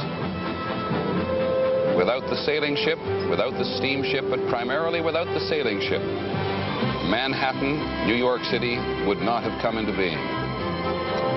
For it was these sailing ships which carried the Dutch here first to establish their mercantile enterprises on the shores of the New World. And here it is, all evoked again today, both in steam and in sail, but particularly in sail, reminding us again that we are celebrating 100 years since the government and the people of France gave the Statue of Liberty to this then youngish, by French standards, country. Betsy Aaron, at the end of the parade on the Alyssa out of Galveston.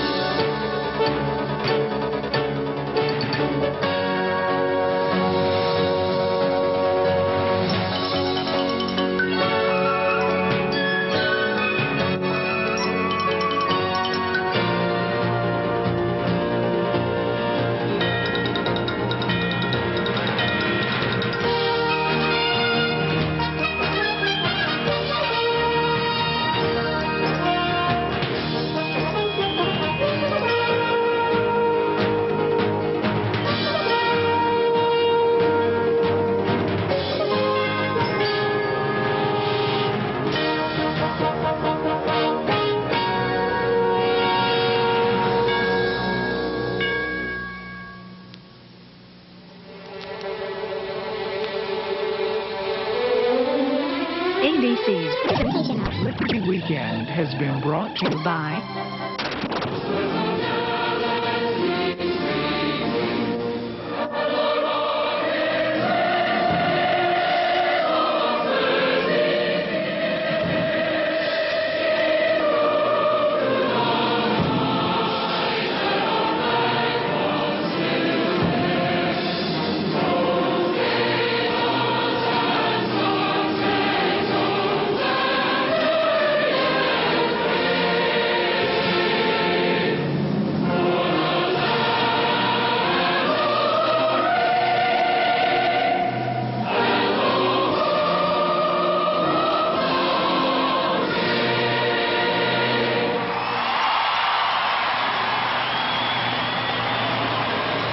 Star Spangled Banner.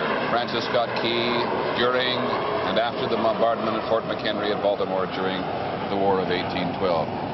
It seems to work so much more profoundly on this day, and this has been an extraordinary Everything day. seems to work more profoundly. By the way, that beautiful chorus is made up of members of the Army and Navy and Air Force, the voices we just heard. We should tell people, I'm sure that they know this, but if some of the music that John Williams created sounds a little familiar, he did the music for Jaws, E.T. I have a little competition up here. That's the helicopter heading towards the JFK where President and First Lady are tonight. Now he's out of our earshot, so we can go back and talk normally. I was saying that John Williams wrote the music for E.T. and for Jaws and for Star Wars, and it's got the same spirit tonight. You began to hint at what's going to happen on the USS John F. Kennedy, which is just south of us in the harbor here tonight. President, with Mrs. Reagan, is back on board the Kennedy and is going to light the fireworks, start them in some fashion tonight when this concert at Liberty State Park is over. But as we said at the beginning of the broadcast, it begins with New Jersey's turn. And tomorrow, by the way, the Statue of Liberty officially opens to the public, and Mrs. Reagan will be opening it with young children, both French and American, and then anyone who comes here can go off and visit and see it in all its beauty. And there's some very interesting changes in the Statue of Liberty this time, too, because it's now even better equipped. There, by the way, is the John F. Kennedy there with her enormous deck, her flat top on which she can carry almost 90 aircraft. And that, I think you'll find, is the press pool or the president himself, and with Mrs. Reagan arriving on board the Kennedy, having had an extremely busy day. It is not the president, it is the press pool, the White House press corps pool that accompanies the president at all times. They've had an extremely busy day, too. Press pool's never had so much attention as it just had right there. He'll be arriving very shortly. He's had an extremely busy day, having got up very early along with some of the rest of us and come down the Hudson River, reviewed the international naval ships, then sat on Governor's Island, was on board the USS Iowa, then had a luncheon with French President Mitterrand, who's going off to Moscow on Monday. He had a lot of mix of politics today, as well as just celebrating the 4th. But don't you think that he's had a very good time? I mean, this is just the kind of event that President Reagan loves. It's patriotic, it's exciting, it's the American dream. Some people say that he's the embodiment of the American dream. Well, I've certainly heard a great many people, Barbara, today, and I think it's certainly not an original thought, to say that how President Reagan has contributed considerably to making America feel the way it is today. Let's go back to Liberty State Park and this evening's concert. Thank you. Ladies and gentlemen, please meet the Boston Pops Esplanade Orchestra.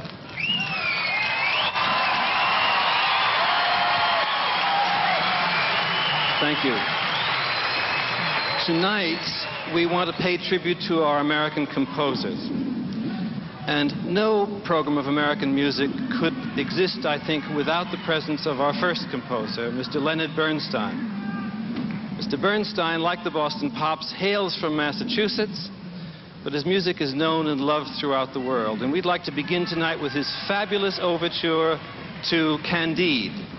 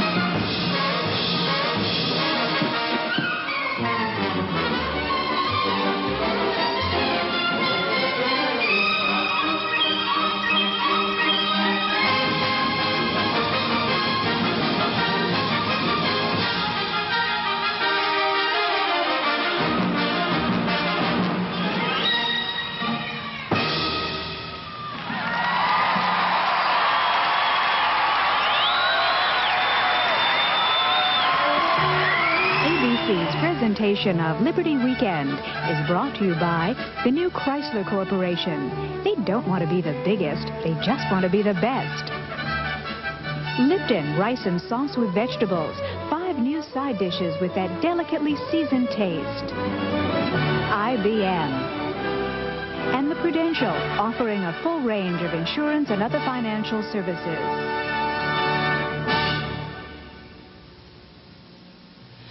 When they first came here, they had a dream. And the Prudential insured that dream when no one else would. So their children and their children's children could share in it too. Today, the world has changed. Now the Prudential offers more financial services so your children can share that dream too. The Prudential salutes the statue on her 100th birthday. Everyone has limitations. All that varies is the degree. I guess I've been a reasonable success for a guy that, a little over 20 years ago, got taken in a city ambulance with everything I owned in a paper bag from one hospital to another hospital so that I could stay there the rest of my life. Today, if people ask me if I lead a full life, I tell them, well, I'm a father and a husband. I have a job as a systems handicap with IBM, not a handicap systems analyst, a systems analyst. There's an award called Handicapped American of the Year. The president selected me to receive it in 1985. It was an honor. But my goal is to make possible the day when my children will read that plaque and not understand why Dad was given an award simply because he's blind and in a wheelchair. Because they'll already know there's more than one way to see and more than one way to get from here to there. The story of Jim Caldwell has been brought to you by IBM. Who really makes the best-built American cars and trucks today? Not 2 or 3 years ago, today.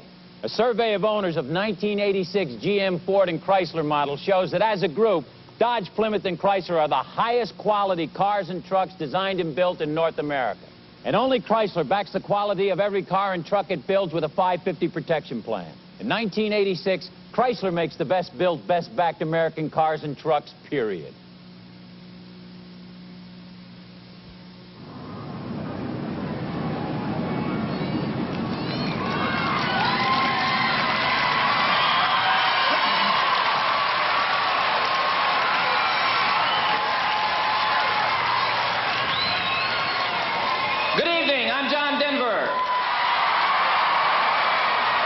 You know, I write a few songs, but I'll tell you what, I'm just an old cowboy from the heart of the Rocky Mountains in Colorado, and I just can't find the words to tell you how thrilled and honored I am to be part of this wonderful celebration this evening.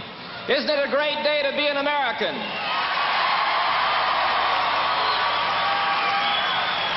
So as my contribution to this magnificent celebration, I'd like to sing America, the Dream Goes On, a song that was composed by our maestro himself, Mr. John Williams.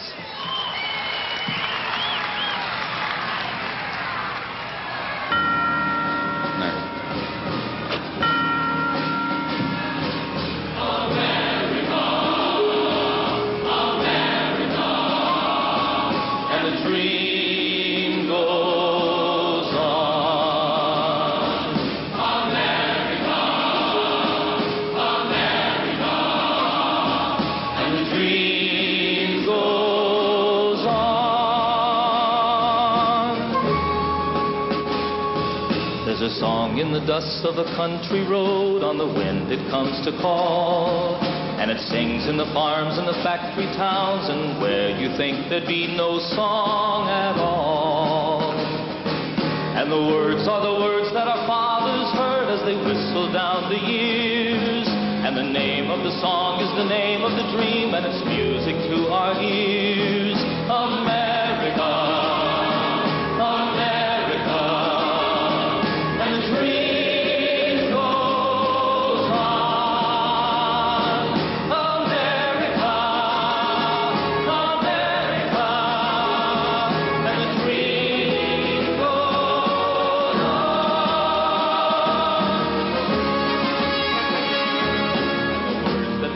On the courthouse walls are the words that make us free. And the more we remember the way we began, the closer we get to the best we can be. Was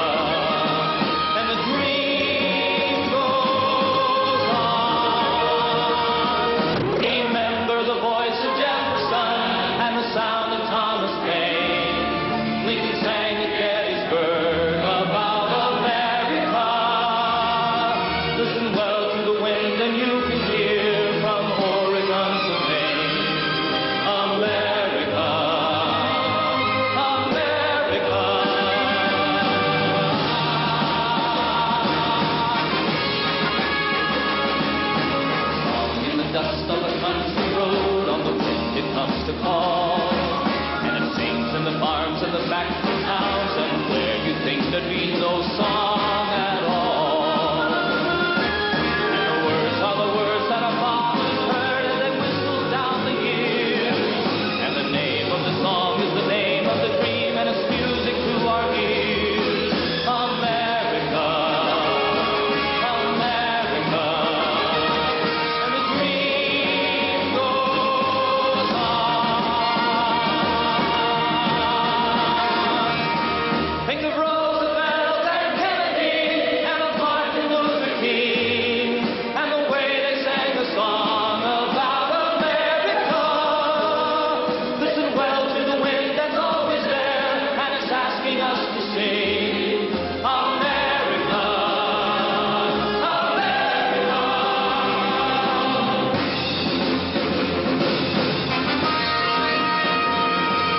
The voices are changing, the song's the same as it sings from sea to sea. And as long as the music is strong and clear, we'll know that tomorrow will always be free. America, America, and the dream goes on. America, America, and the dream goes on. America, America, and the dream goes on.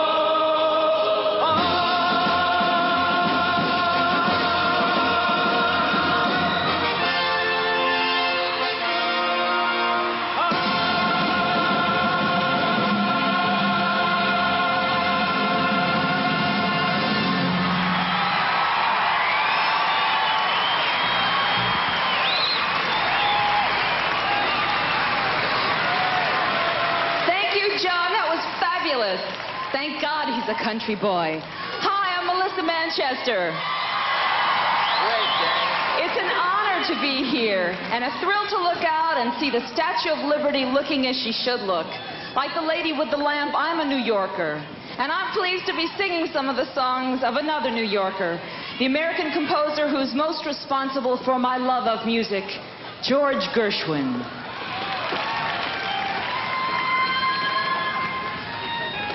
The first time I heard his music, it was Rhapsody in Blue. I went crazy. I've never lost that feeling.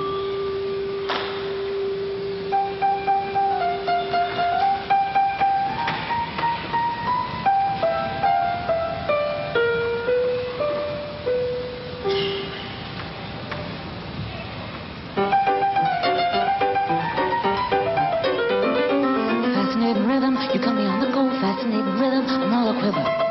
What a mess you're making, the neighbors wanna know why I'm always shaking just like a flivver. Each morning I get up with the sun to find at night the work has been done. I know that once didn't matter, but now you're doing wrong when you start to chatter with someone happy. Won't you take a day off, decide to run along somewhere far away and make it snap? Oh, how I long to be the girl I used to be. Fascinating rhythm, fascinating rhythm, fascinating rhythm. Stop picking on me. Oh, please have some pity.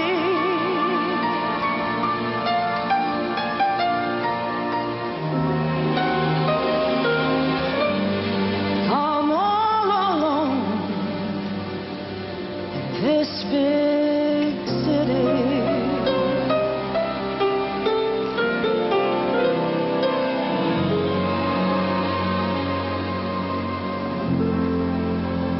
Someday he'll come along, the man I love, and he'll be big and strong, the man I love. And when he comes my way, I'll do my best to make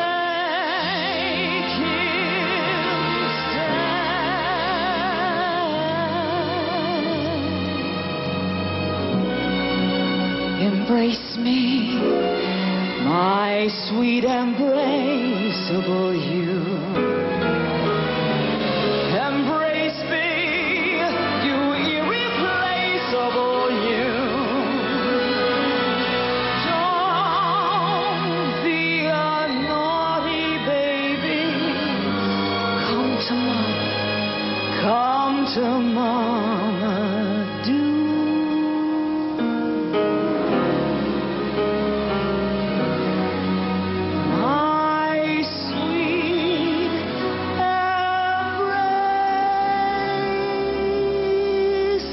trouble. You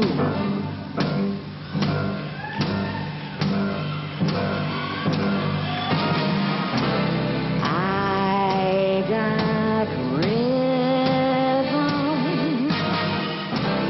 I got music, I got my man who could ask for anything more.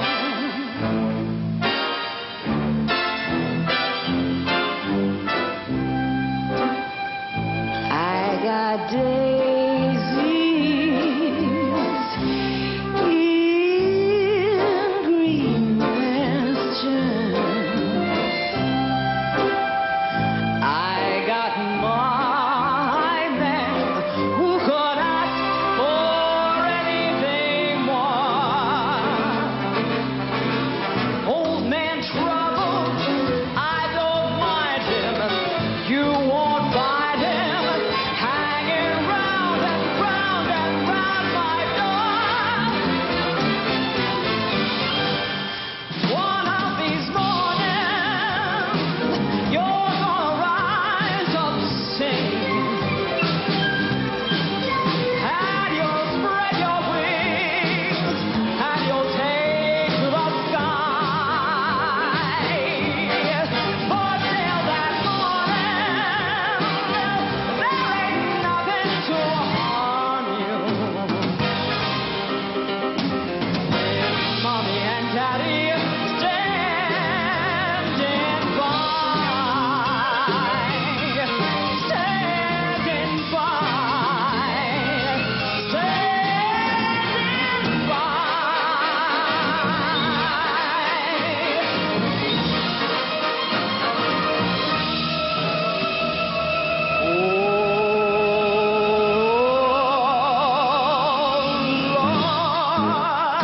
I'm on my way. I'm on my way to a heavenly land. Oh Lord, it's a long, long way, but you'll be there to take my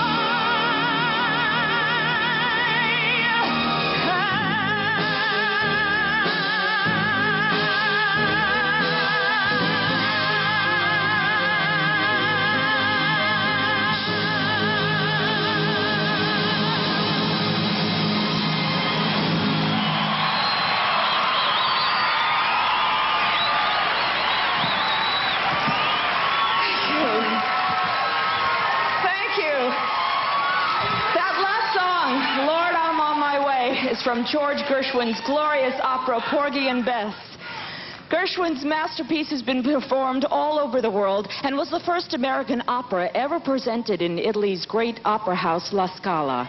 And here to sing the duet, Bess, You Is My Woman Now, from Porgy and Bess, are two internationally acclaimed American opera stars from Chester, Pennsylvania, and Centerville, Iowa, Clamadale and Simon Estes.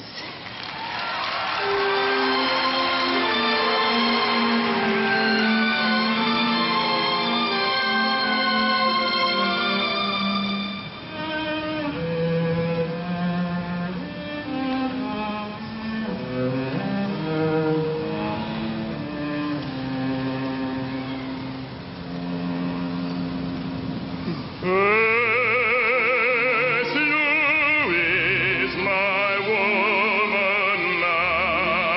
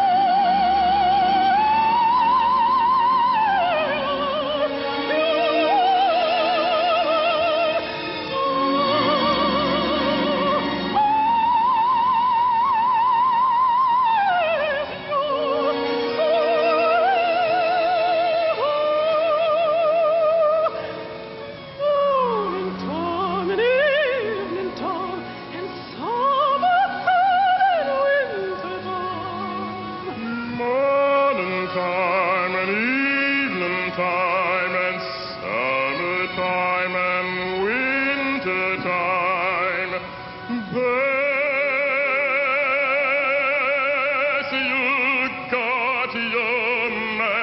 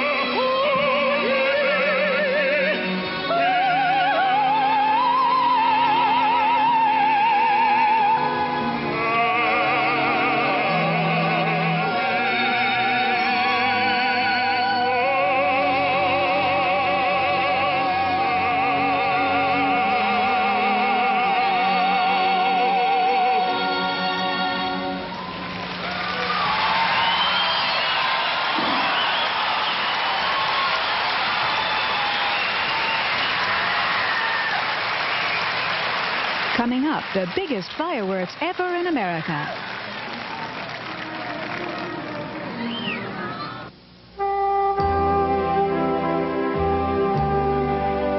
Liberty is an idea, handed down from generation to generation, people to people.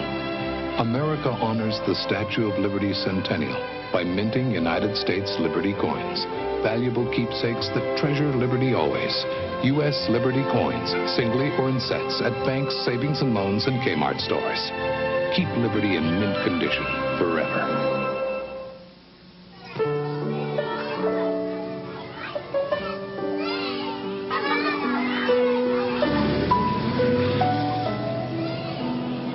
Four batteries not included. Hi, my name is Teddy Ruxpin. Can you and I be friends? I really...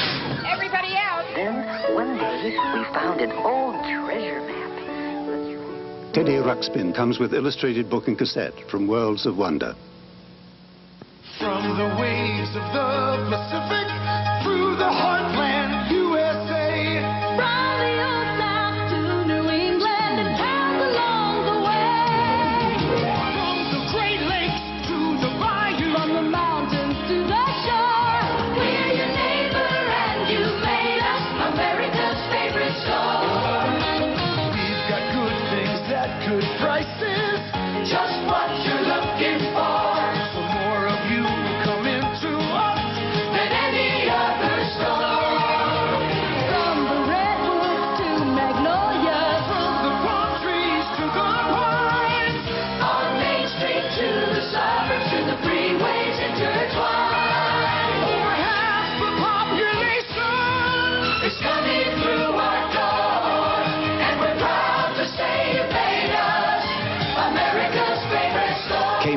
the saving place. Last year we saw on American television first as Steve Cram broke the mile world record live. Now he's back with a world-class field in the Dream Mile, plus the Firecracker 400. And the 4th of July celebration will continue, all on a special Liberty Weekend edition of ABC's Wide World of Sports, Saturday. WTVC TV 9 Chattanooga.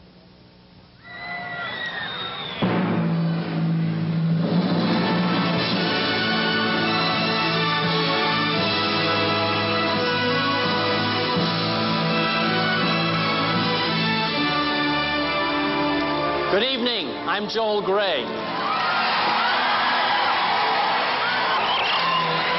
The music we're hearing was written by George M. Cohan, American actor, playwright, songwriter, producer, genius. Imagine. And I got to play him. I've always hated this overrated, pretentious music, complicated, and compositions that have conditions and intermissions to please musicians. It's hard to hear it or just be near it. Upon my word, I always fear it. For I'm the original cranky Yankee popular melody fool. Give me a tune that's worth the listening. Give me a tune that's worth the whistling. I want to soothe the strain instead of the vodka pain.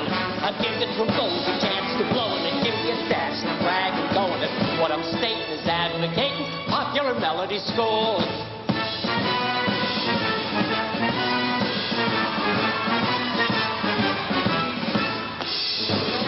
I want to hear a Yankee doodle-doo made by a military band.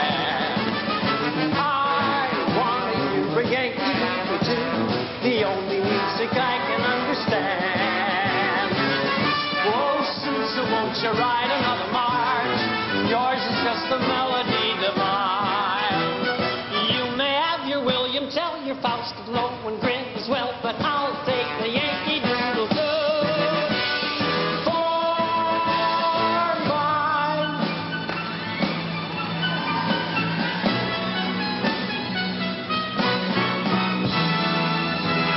Give my regards to Broadway. Remember me to Herald Square. Tell all the gang at 42nd Street that I will soon be there. Whisper of I'm yearning to mingle with the old-time throng. Give my regards to old Broadway. Say that I'll be there ere long.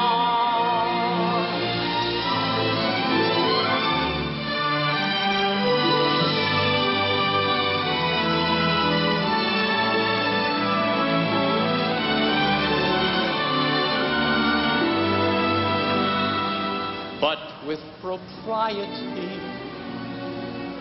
society will say, Marie. But it was Mary, Mary, long before the fashions came. And there is something there that sounds so square. It's a grand old name.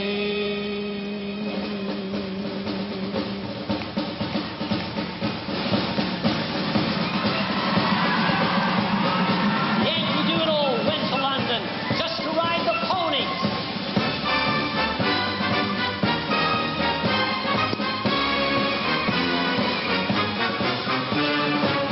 I'm a Yankee Doodle dandy, a Yankee Doodle do or die. A real life nephew of my Uncle Sam's, born on the 4th of July. I've got a Yankee Doodle sweetheart, she's my Yankee Doodle joy. Doodle went to London just to ride the ponies. I am that Yankee Doodle boy.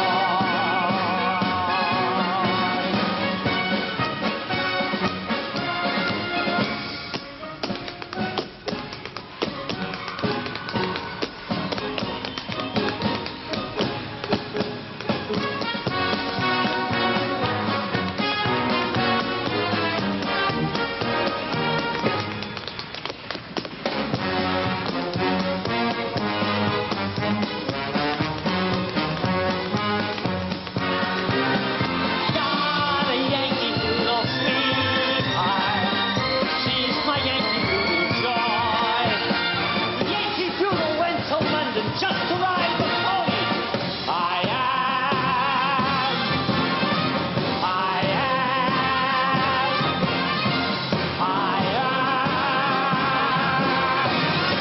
that Yankee Doodle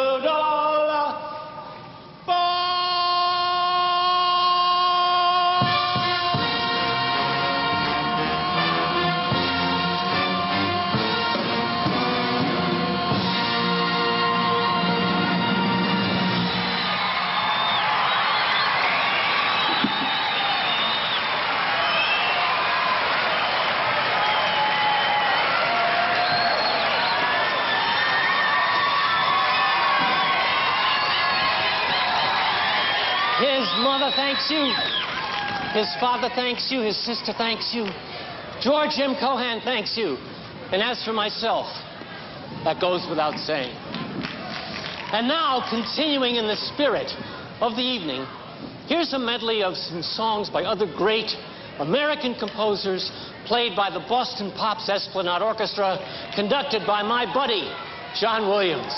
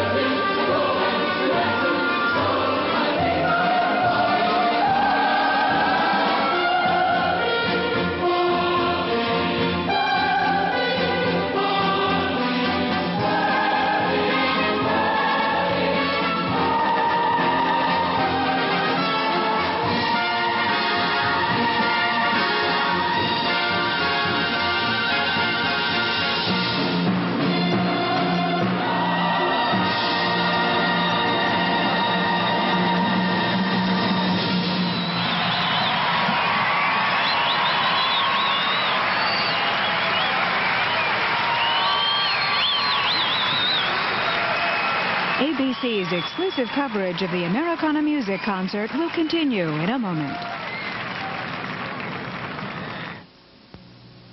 Hey, you're right. And the simpler I make my life, the happier I am. I went to the gym, came home, and colored my hair. It was nice and easy. You thought it was my natural color? I can't believe you didn't know. Thanks. Bill says it feels great. I think it feels like silk. It's got to go. Bill's family's coming for dinner. Yeah, the whole family. How can I sound so relaxed? Nice and easy. That's my style. If you think I look good in this, Van Heusen, you should see Jeffrey. After all, it's his shirt. I bought this shirt for Michael. I think he's going to have a tough time getting it back. My daddy said this is a very special birthday, so I put on this very special shirt.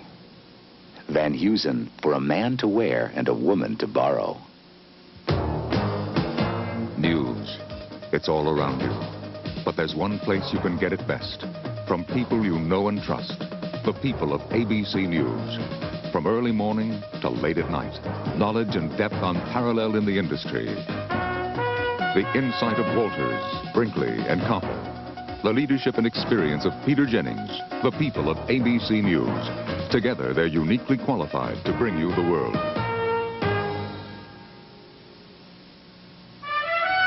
Live from Liberty State Park, exclusive coverage will continue in a moment. An ABC News Business Brief, brought to you by Volkswagen. Now from New York, John McKenzie. Good evening. A final tax reform package is taking shape. The Senate's chief tax writer, Robert Packwood, says he'll go along with a compromise offered by Dan Rostenkowski, the chairman of the House Ways and Means Committee. The Senate's top tax rate of 27% would be kept, but some corporate tax breaks the Senate wanted would be eliminated, and the middle class would pay lower taxes. Now this. If this is how it feels to drive a Volkswagen GTI, this is how it feels to drive a Volkswagen Quantum. Union leaders voted today to end their 34-day strike against Alcoa, the nation's biggest aluminum company. And Caterpillar and the United Auto Workers agreed on a new contract, averting a strike. New York financial markets were closed today. That's Business Brief. I'm John McKenzie. Good evening. Georgia Governor Joe Frank Harris called them the state's ambassadors at the big Liberty celebration in New York, and the Gordon Lee High School Marching Band of Chickamauga certainly lived up to the title today, receiving some top honors. We'll have more on their awards, along with a complete wrap-up of today's events in the Big Apple and here at home. We'll have all the latest news, weather, and sports on the Action News Update. The Tennessee Associated Press has judged it the best newscast in the entire state, and you deserve nothing less. So join your friends for the Action News Hour tomorrow at 6 here on TV 9. After the kids left for college, then the divorce, I felt I just couldn't cope with the pressure. Valley Hospital helped me to loosen up, to learn to live again. A year ago, I was too depressed to even get out of bed. It was tearing me and my family apart. Valley Hospital helped me get it back together again. Valley Hospital can help you or someone you love take the first step to a new day. Join your friends for the Action News Update tonight at 11. What a sight. The Empire State Building as the sun goes down. Tonight, everything just seems to be so perfect. Fireworks coming up in the sky in just a few minutes. Biggest fireworks in U.S. history. And you know, that wonderful music, Peter, that American music, makes you understand why it's played all over the world. I remember an evening, not unlike this, Barbara, in Jordan, on the desert in Jordan, seeing a young goat herd in the distance with what I thought was his hand to his ear. And as I approached him, I realized he had a shortwave radio, and he was listening to the voice of America, American music. You can hear it all over the world, indeed. Let's go back now to Liberty State Park, to this Americana concert, and Whitney Houston.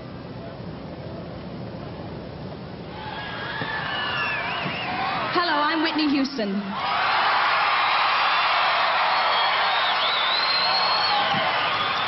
I was born just a few short miles from here in Newark, New Jersey. Yeah. This has been a wonderful year for me, and being part of this fantastic night of music is the icing on the cake. As the youngest performer of the evening, I'd like to sing a special song which I feel has something to say to all of us, especially our young people. It was written by Michael Master and the late Linda Creed.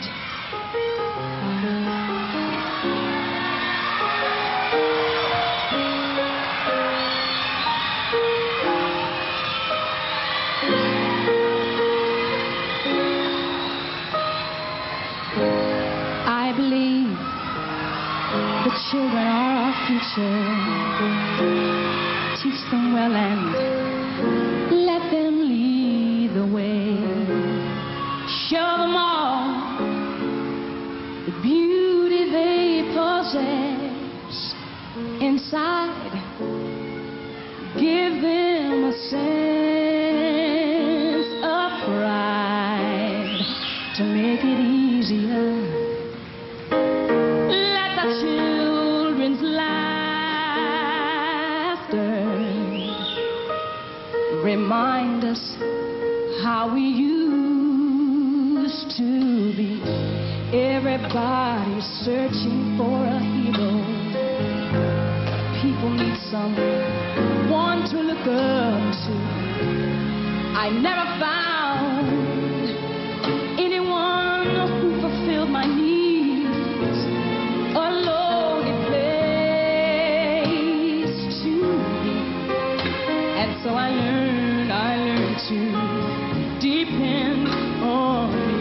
I decided long ago never to walk in anyone's shadows. If I fail, if I succeed, at least I live as I believe. No matter what they take from me, they can't take away my dignity. Because the greatest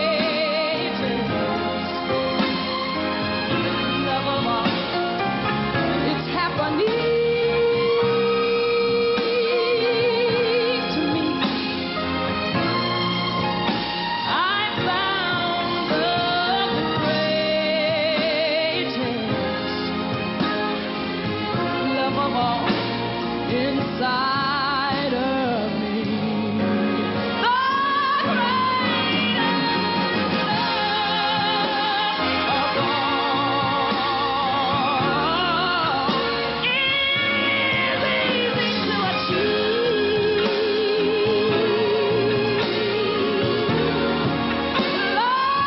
Learning to love the same, it is the greatest love of all.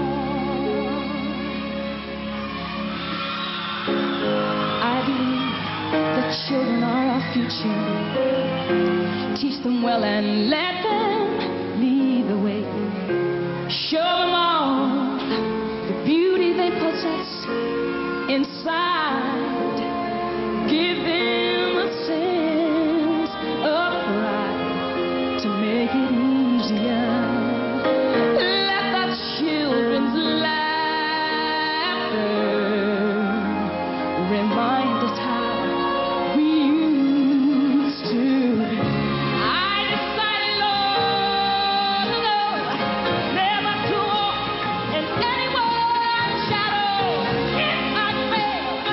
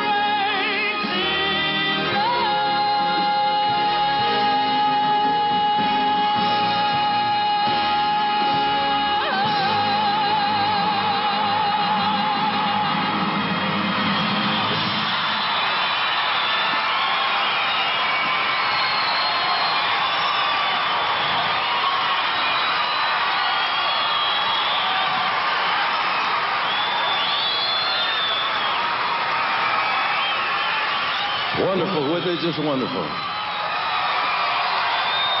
Whitney Houston. Hello, I'm Johnny Cash. My hometown is Kingsland, Arkansas, and I'm proud to be here tonight representing the world of country music. My home state of Arkansas joined the Union 150 years ago, and we became the 25th state, represented by the 25th star on the American flag, and I'm mighty proud of that shining star. 10 years ago, for our bicentennial, I wrote a piece about what those stars and stripes have been through and overcome throughout our proud history, and I'd like to do it for you now.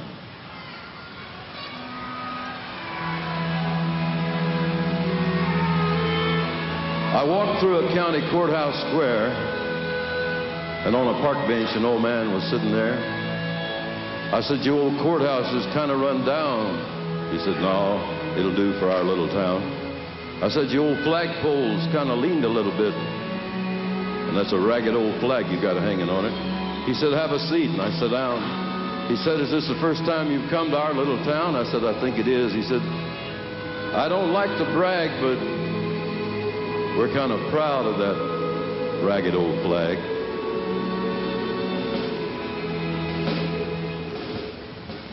You see, we got a little hole in that flag there when Washington took it across the Delaware. And it got powder burned the night Francis Scott Key sat up watching it riding, Say Can You See?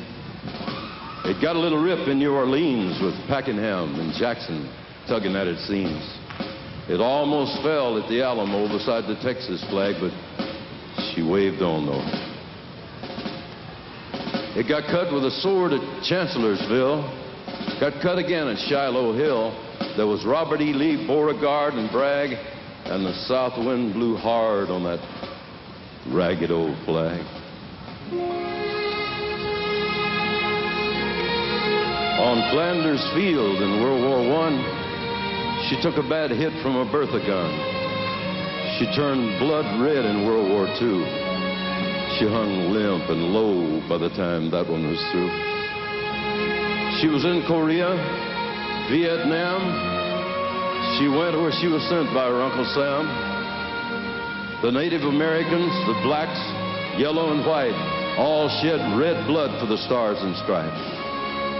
And in her own good land here, she's been abused, she's been burned, dishonored, denied, refused, and the very government for which she stands has been scandalized throughout the land. And she's getting threadbare, and she's wearing kind of thin, but she's in pretty good shape for the shape she's in, because she's been through the fire before, and she can take a whole lot more.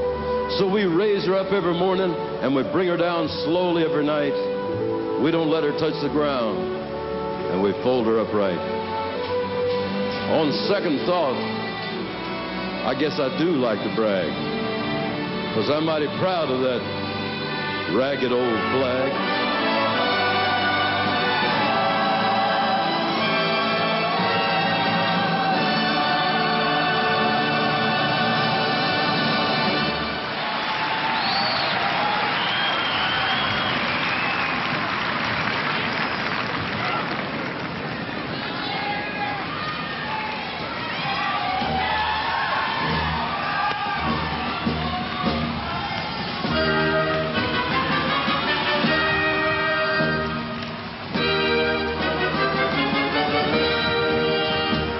Mine eyes have seen the glory of the coming of the Lord.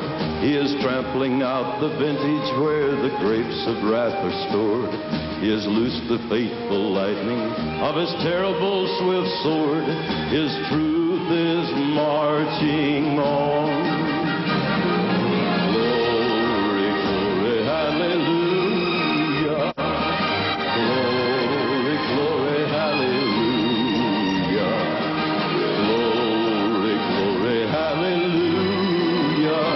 His truth is marching on.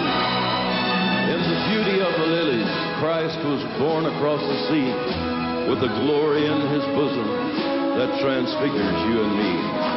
As he died to make men holy, let us live to make men free, while truth marching on. He has sounded forth the trumpet that shall never sound retreat. He is sifting out the hearts of men before his judgment seat. Be swift, my soul, to answer him.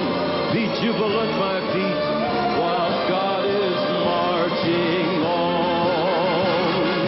Glory, glory, hallelujah. Glory, glory, hallelujah. Glory, glory, hallelujah. His truth is marching on. His truth is marching on.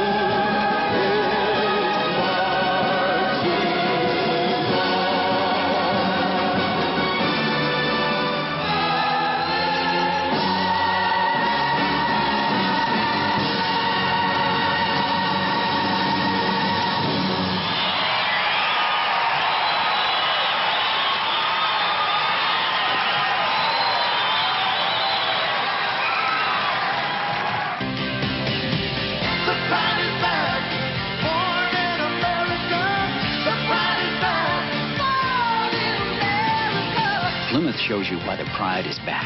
Plymouth Voyager, car-like handling, Plymouth's 550 protection plan. Versatile Plymouth Voyager. The pride is back, born in America again. The best built, best backed American cars and trucks combined are made by Chrysler Corporation. Honey, I'll only be a minute. I just need to pick up this one thing. Kmart, where more people shop Turn it down, Mac. and shop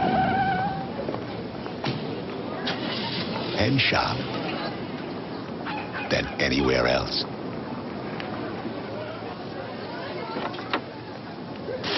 So what happened to the one thing? It's in there. America's favorite store. Kmart, the saving place. Speaking. It's one of the most natural things we do. It's also the basis of a remarkable research project at IBM. This is an experimental computer system that recognizes what I say. I talk, and my words appear on the computer screen. It has a business vocabulary of thousands of words, and it even knows the difference between words that sound alike but have different meanings. Watch this. Please write to Mrs. Wright right now. This computer system is another example of innovation at IBM. In fact, it's the most advanced voice recognition system of its kind, period.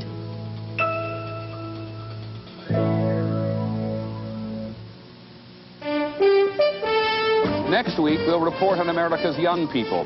So many kids are out of shape, they are coming down with diseases that only adults used to have. We'll meet a priest on the streets who's trying to save children from prostitution. And we'll ask why juveniles are being subjected to the abuses of adult prisons. We'll also look at drug abuse on the job, and whether drug testing is one way to eliminate it. We'll also have our usual feature, Person of the Week. Next week, watch ABC's World News Tonight with Peter Jennings. I'm James Whitmore.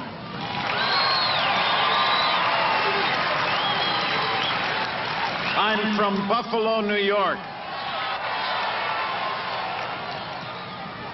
And I'm here. And I'm an American. And I'm damn proud of it.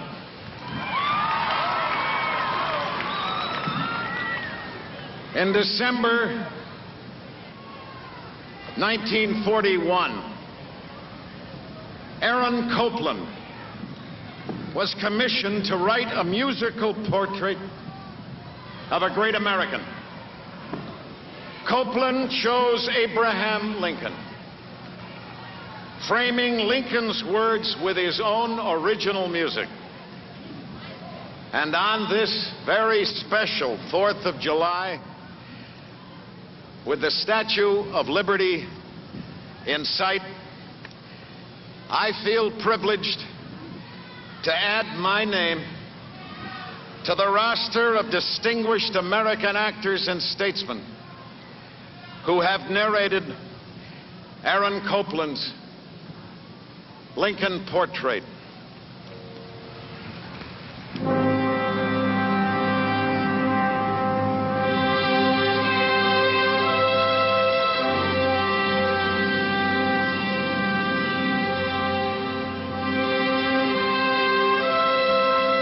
Fellow citizens, we cannot escape history.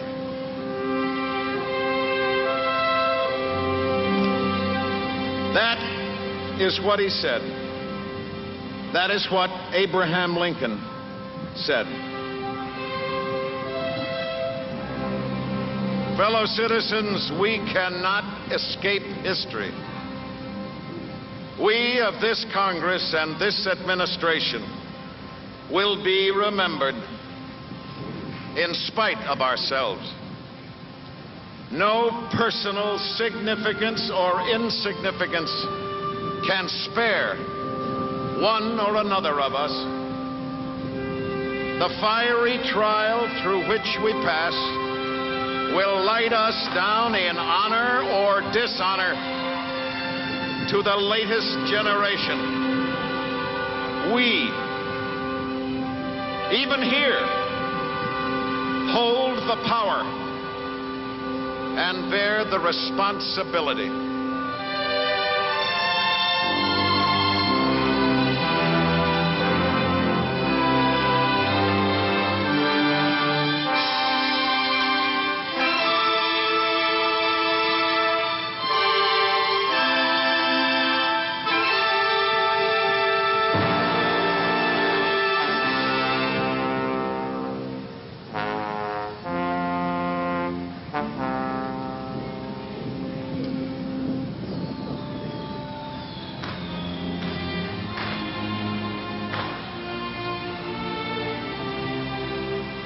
He was born in Kentucky, raised in Indiana, and lived in Illinois.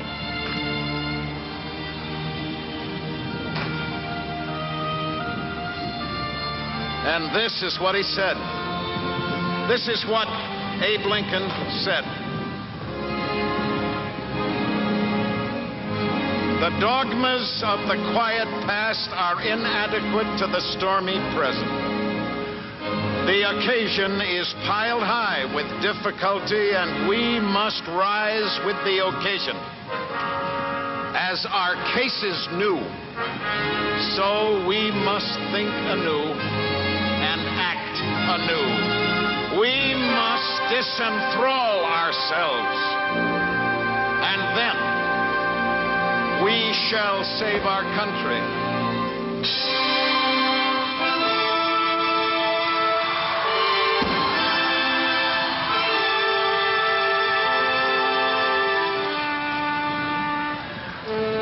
When standing erect, he was 6 feet 4 inches tall. And this is what he said. He said, "It is the eternal struggle between two principles, right and wrong, throughout the world.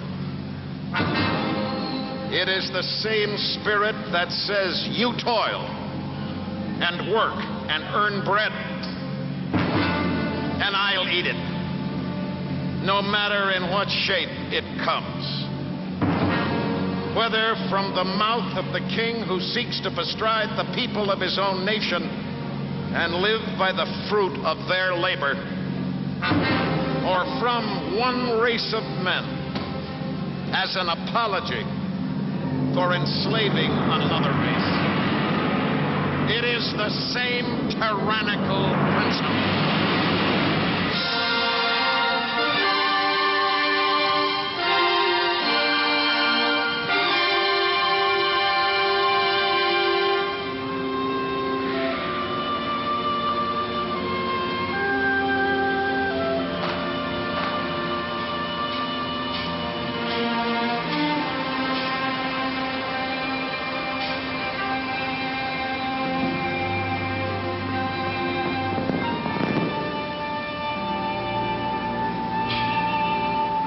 Lincoln was a quiet man. Lincoln was a quiet and melancholy man. But when he spoke of democracy, this is what he said. He said, I would not be a slave, so I would not be a master. This expresses my idea of democracy. Whatever differs from this, to the extent of the difference, is no democracy.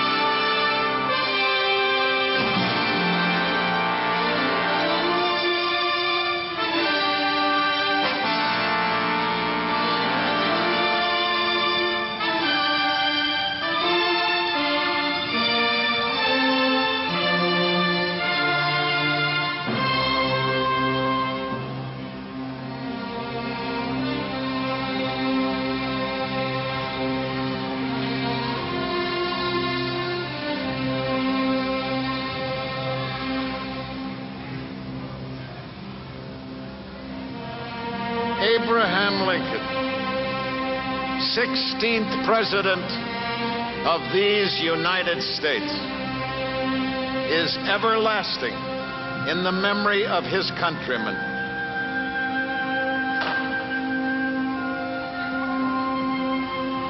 For on the battlefield at Gettysburg, this is what he said.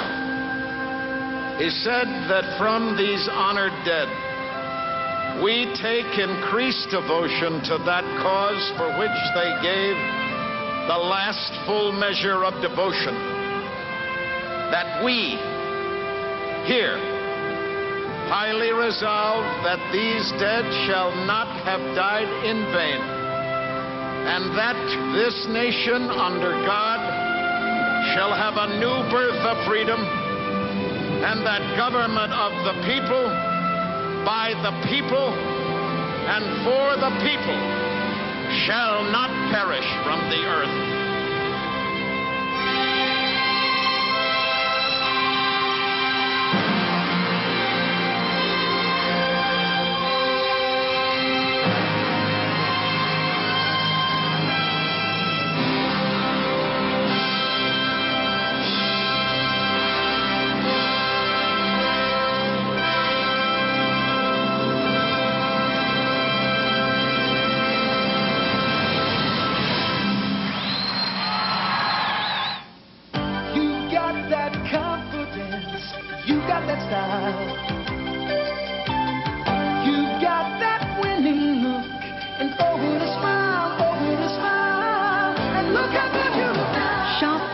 Style. Your Avon representative brings beautiful things whenever or wherever you want. You took the world out, you and Avon, and look how good you look now. Look how good you look now. When David's not around, nothing takes his place. But wearing his Van Heusen sure helps. Peter said I could have anything I wanted. So I took his Van Heusen shirt right off his back. I love my puppy, my goldfish, and my daddy's shirt.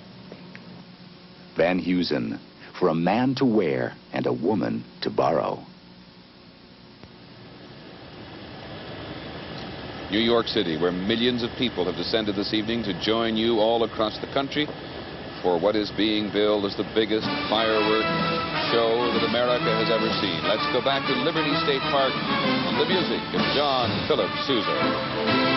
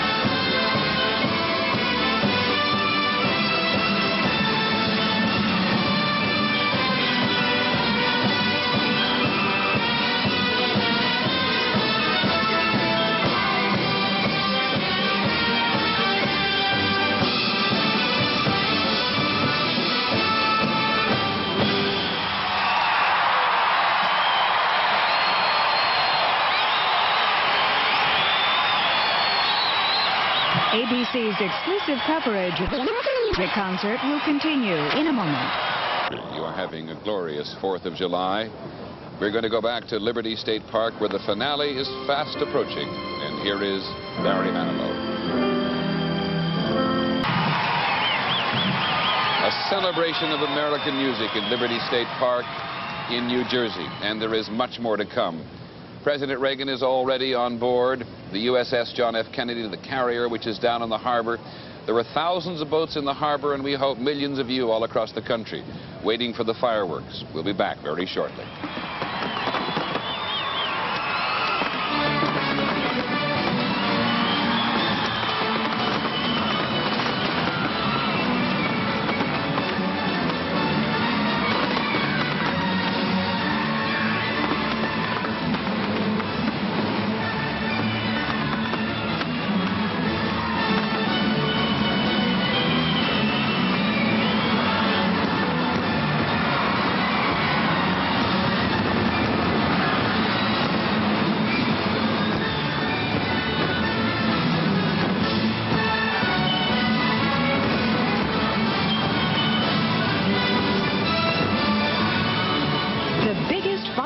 Ever after this word from your local station.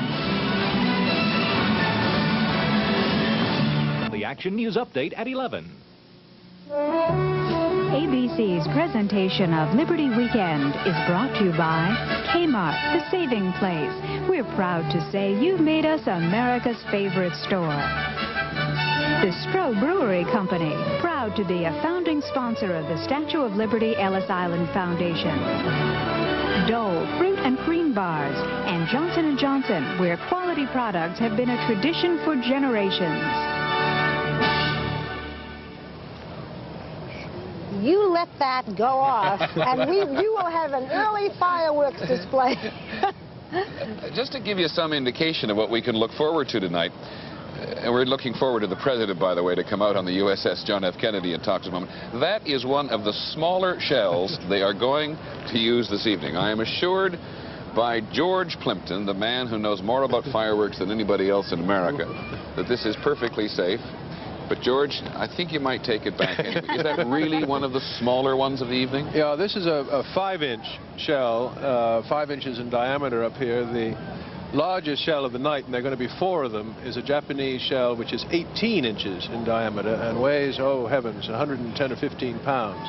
It'll be the first shell of the night. There'll be one in the middle of the show, and then in the finale, at the end of the finale, there'll be 2 more of these enormous things shot over from Liberty Island. We're going to have 40,000 projectiles, as they say, before the evening is over. And the last great fireworks display in this country, I guess, George, was for the Brooklyn Bridge, 1983, April 1983. How big will this be compared to that, which was glorious? Well, I would guess it'd be almost 4 times, between 3 and 4 times as large. That was a show that cost in the neighborhood of $200,000. This one is $700,000, $800,000 worth of preparation, fireworks, and the rest of it. It'll be stupendous. The very fact that George is wearing a headset, I think, is some indication. Which we will be doing shortly. There's also rather a drama behind this because, as I understand it, the manufacturers of fireworks are very competitive, and one doesn't tell the other one ever what he's doing. Tonight, for the first time, they're united for this big Yes, there are 3 great firework families. The Sousas from California, Pyro Spectaculars, the Grucci's from Bellport, Long Island, and the Zambellis from Pennsylvania have all teamed together in a sort of a triad. And firework families do not like each other at all, so that in itself is a sort of a triumph. I read in your book, as a matter of fact, George, that in the old days, the wives of the families would walk up and down the firework pits with shotguns. Let's ask you both to be quiet for just a second, and me as well, because let's go to the USS John F. Kennedy in the harbor. President Reagan is now going to come on to the deck of the USS John F. Kennedy to speak to the nation on the subject of this 210th anniversary of independence and the 100th anniversary of the Statue of Liberty's arrival in America. The President, to the tune, ruffles and flourishes, music from the 16th century, has had a very busy day. He reviewed the International Naval Armada. They're on board the John F. Kennedy, the sailors and their officers, who, as the men on any ship, exercise the honor of having the Commander-in-Chief on board. The John F. Kennedy was the largest ship in the International Naval Review here, the 5th International Naval Review that's been held in the United States since the early part of the 19th century. There once again, beneath the Statue of Liberty, the President. My fellow Americans, in a few moments, the celebration will begin here in New York Harbor. It's going to be quite a show. I was just looking over the preparations and thinking about a saying that we had back in Hollywood about never doing a scene with kids or animals because they'd steal the scene every time. So you can rest assured, I wouldn't even think about trying to compete with a fireworks display, especially on the 4th of July. My remarks tonight will be brief, but it's worth remembering that all the celebration of this day is rooted in history. It's recorded that shortly after the Declaration of Independence was signed in Philadelphia, celebrations took place throughout the land, and many of the former colonists, they were just starting to call themselves Americans, set off cannons and marched in fife and drum parades. What a contrast with the sober scene that has taken place a short time earlier in Independence Hall. 56 men came forward to sign the parchment. It was noted at the time that they pledged their lives, their fortunes, and their sacred honors. And that was more than rhetoric. Each of those men knew the penalty for high treason to the crown. We must all hang together, Benjamin Franklin said, or assuredly we will all hang separately. And John Hancock, it is said, wrote his signature in large script so King George could see it without his spectacles. They were brave. They stayed brave through all the bloodshed of the coming years. Their courage created a nation built on a universal claim to human dignity, on the proposition that every man, woman, and child had a right to a future of freedom. For just a moment, let us listen to the words again. We hold these truths to be self-evident, that all men are created equal, that they are endowed by their Creator with certain unalienable rights, that among these are life, liberty, and the pursuit of happiness. Last night, when we rededicated Miss Liberty and relit her torch, we reflected on all the millions who came here in search of the dream of freedom inaugurated in Independence Hall. We reflected, too, on their courage in coming great distances and settling in a foreign land and then passing on to their children and their children's children the hope symbolized in this statue here just behind us, the hope that is America. It is a hope that someday every people and every nation of the world will know the blessings of liberty. And it's the hope of millions all around the world. In the last few years, I've spoken at Westminster to the Mother of Parliaments, at Versailles, where French kings and world leaders have made war and peace. I've been to the Vatican in Rome, the Imperial Palace in Japan, and the ancient city of Beijing. I've seen the beaches of Normandy and stood again with those boys of Pointe du Hoc who long ago scaled the heights, and with, at that time, Lisa Zanetta Hen, who was at Omaha Beach for the father she loved, the father who had once dreamed of seeing again the place where he and so many brave others had landed on D-Day. But he had died before he could make that trip, and she made it for him. And Dad, she'd said, I'll always be proud. And I've seen the successors to these brave men, the young Americans in uniform all over the world, young Americans like you here tonight, who man the mighty USS Kennedy and the Iowa and the other ships of the line. I can assure you,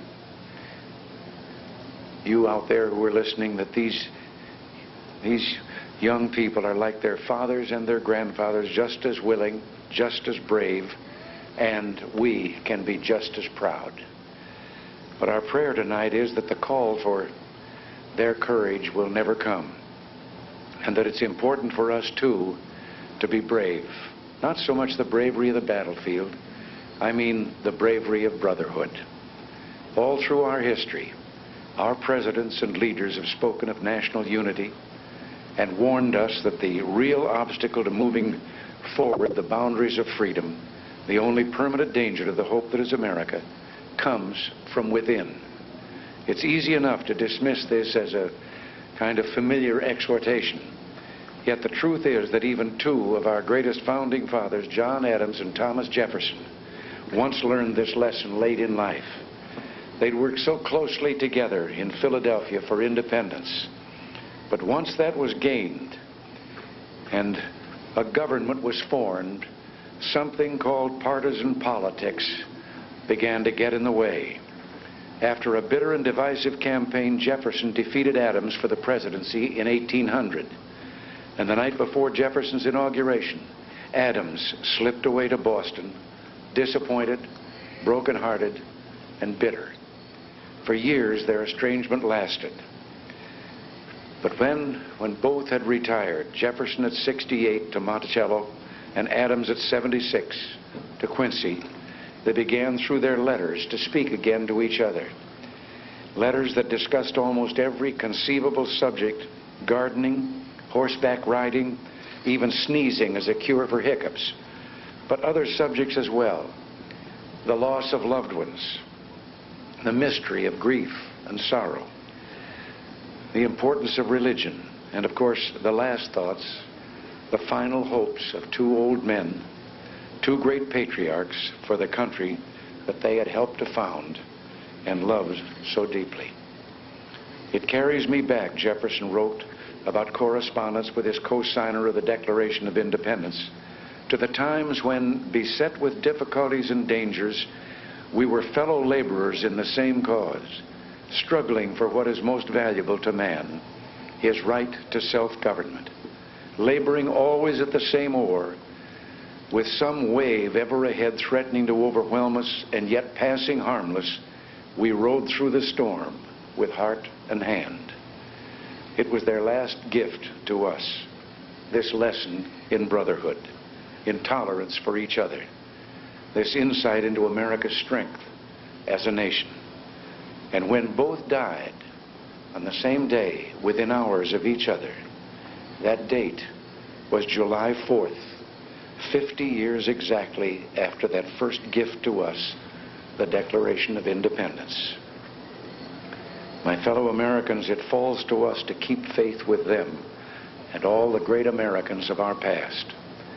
Believe me, if there's one impression I carry with me after the privilege of holding for 5.5 years the office held by Adams, Jefferson, and Lincoln, it is this: that the things that unite us, America's past of which we're so proud, our hopes and aspirations for the future of the world and this much-loved country, these things far outweigh what little divides us.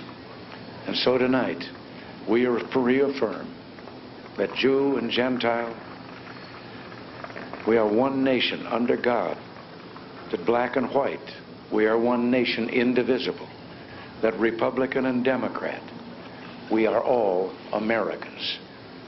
Tonight, with heart and hand, through whatever trial and travail, we pledge ourselves to each other and to the cause of human freedom, the cause that has given light to this land and hope to the world.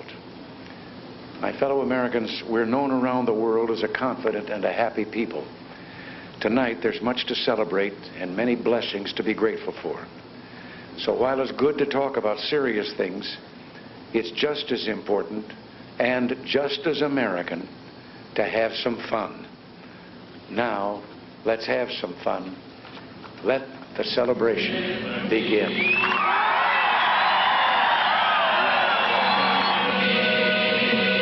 A light to the world, a beacon held high.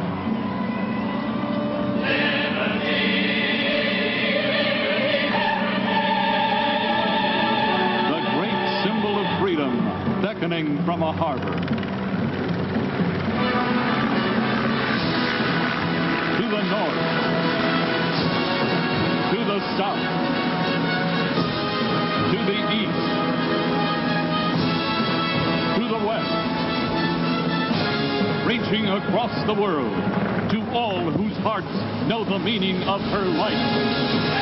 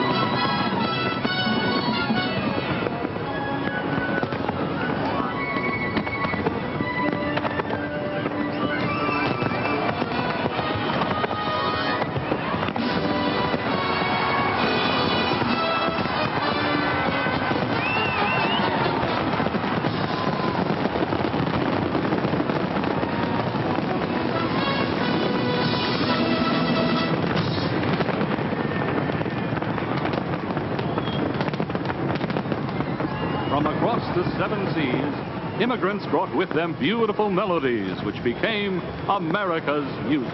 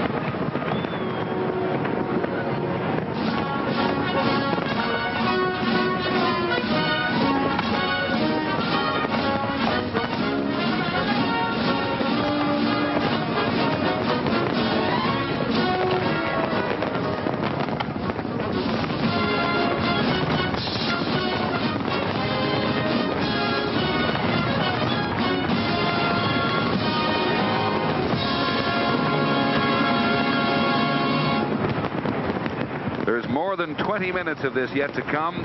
We'll be right back. Kmart, we're your neighbor and America's favorite store. When something delivers what you need day after day, it becomes a trusted part of your life. That goes for products like this Proctor Silex toaster, as well as for the store that sells them. Maybe that's why more people shop at Kmart than any other store, because we deliver what we promise. Good things at good prices. America's favorite store. Kmart, the saving place. Presenting Lipton Rice and Sauce Italiano from the side dish collection called Rice and Sauce with Vegetables. Lipton Rice and Sauce Italiano with that delicately seasoned taste. Here comes great taste. Lipton decaffeinated iced tea. Delicious. Ooh, Lipton tea, you made decaffeinated just for us. Lipton decaffeinated tea. Any way you like it. You got that confidence, you got that style. You got that winning look, and over the smile, and look how good you look now. Only Avon can bring all the hot colors that are right for you, right to you. So no wonder you look the way you look. You took the world out, you and Avon, and look how good you look now. Look how good you look now.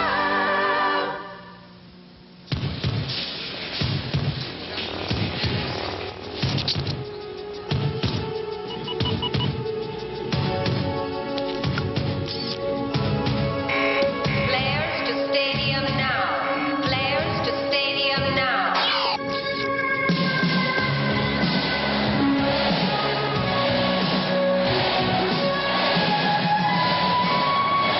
Laser tag. The games begin in August. We're back in New York Harbor, and we don't need to tell you what's going on.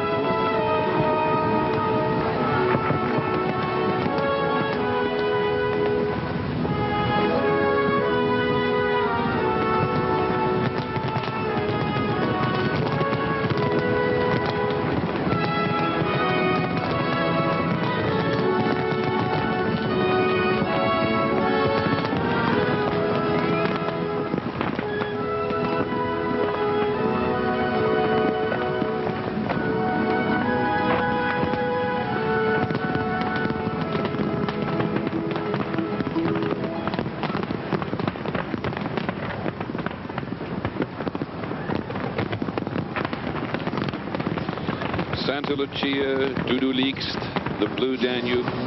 The music represents the people who come to this country. The fireworks represent celebration.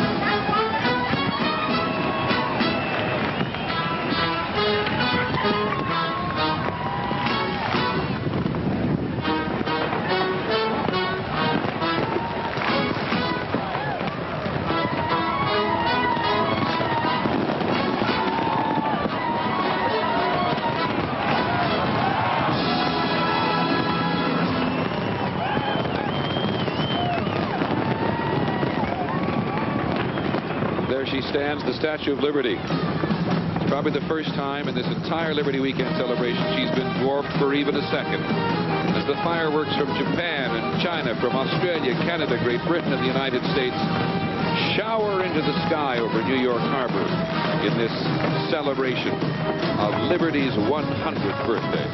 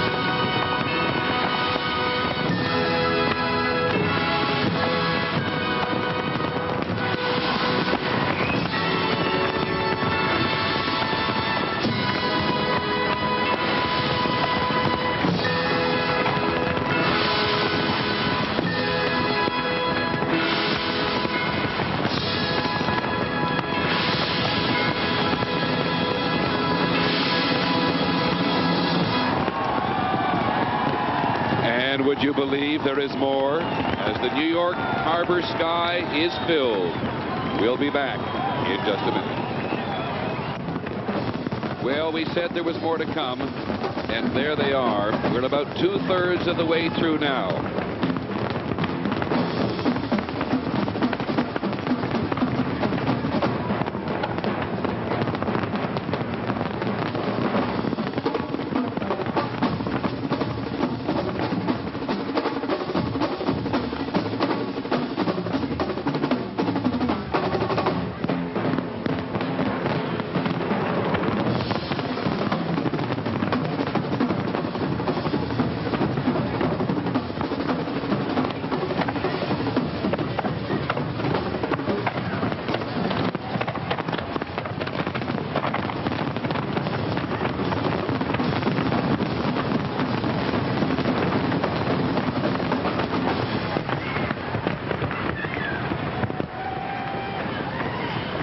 George, we have a very brief pause here. Are you disappointed in any way, shape, or form? You know, the Japanese made a lot of shells especially for this night, and I've seen shells out there that I've never seen before. It's extraordinary. And we still have the finale to come, which has got 4,000 shells in it. Well, that's going to be something. We said there were going to be 40,000 shells in the evening. We've seen 36,000. The newly restored Lady of Liberty. Let's listen and go back to the fireworks over New York Harbor. Today, we renew our dedication to preserve the dignity of man and equal justice for all. May her light shine ever brighter, enlightening the world.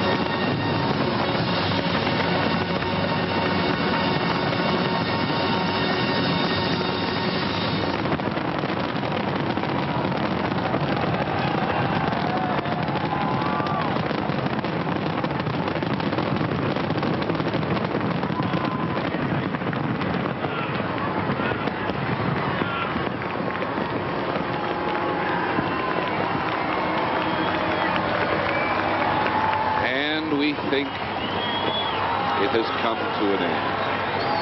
I think people are in shock. George Plimpton, they've turned the materials of war into the great symbol of celebration. I'm limp. How about you? Well, there you are. It is fireworks is the 8th art, isn't it? And how appropriate that fireworks, this great 4th of July tradition, should be put on such magnificent display. Listen to that. Horns going everywhere, people jumping up and down. Really a wonderful way to celebrate this day. George, thank you very much for joining us. George Plimpton, America's great experts on fireworks. I am absolutely serious. You find us limp. We'll be back in just a moment. From New York Harbor, the celebration continues.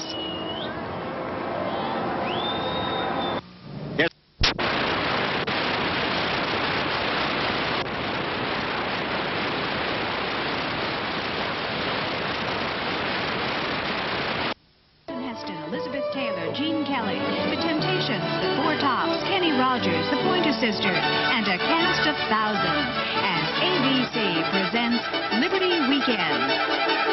Here now is Peter Jennings.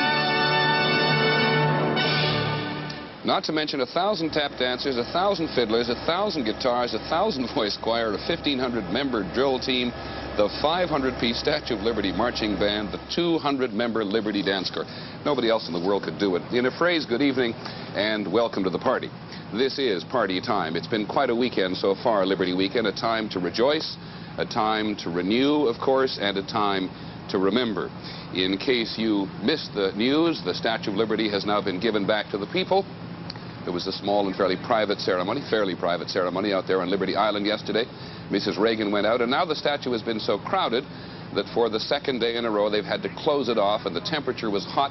Tempers were just a touch frayed at the top of the steps, but people in New York City and elsewhere around the country have been remarkably good-natured this weekend.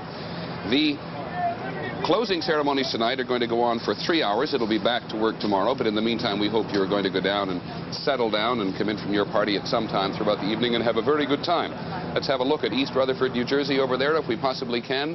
That is the stadium in East Rutherford, New Jersey, where the closing ceremonies, all 3 hours of them, are about to begin. We are among the most favored people in the world. Let's think of it and let's enjoy it. Liberty Weekend and the opening ceremonies begin.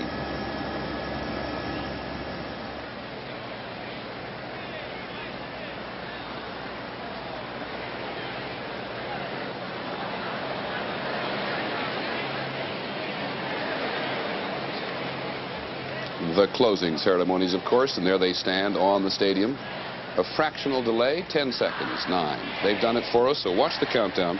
Enjoy yourselves. It's going to be a long and we hope a very good evening.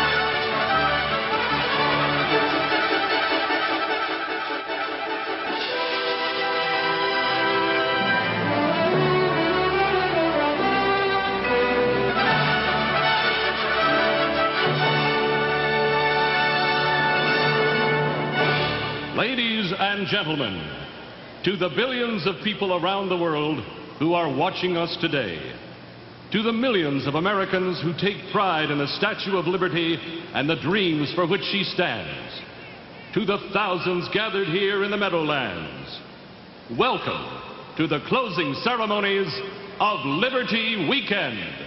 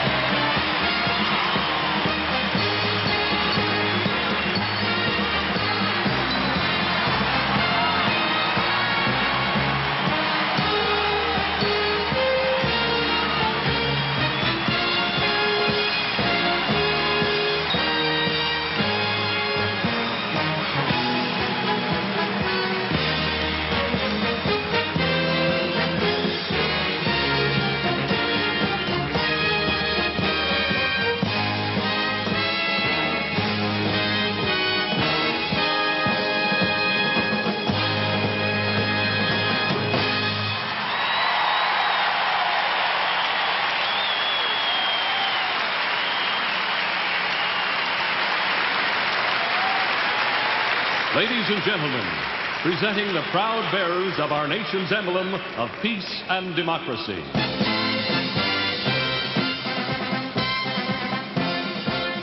The United States Coast Guard.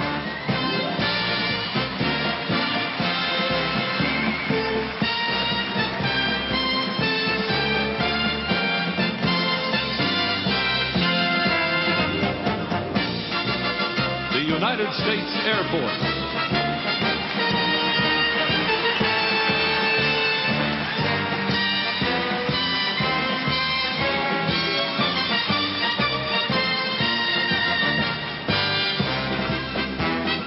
The United States Navy.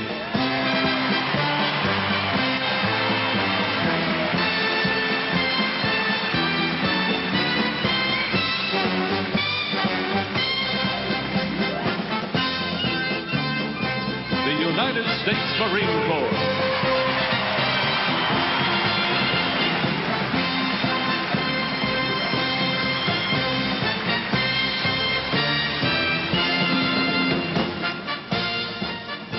The United States Army. For many Americans, the traditional sights, the most stirring. Recollections of the Revolutionary War, when the flags were paraded in front of the troops so they'd recognize them in battle. Now the representatives of the four services who show the flag around the world.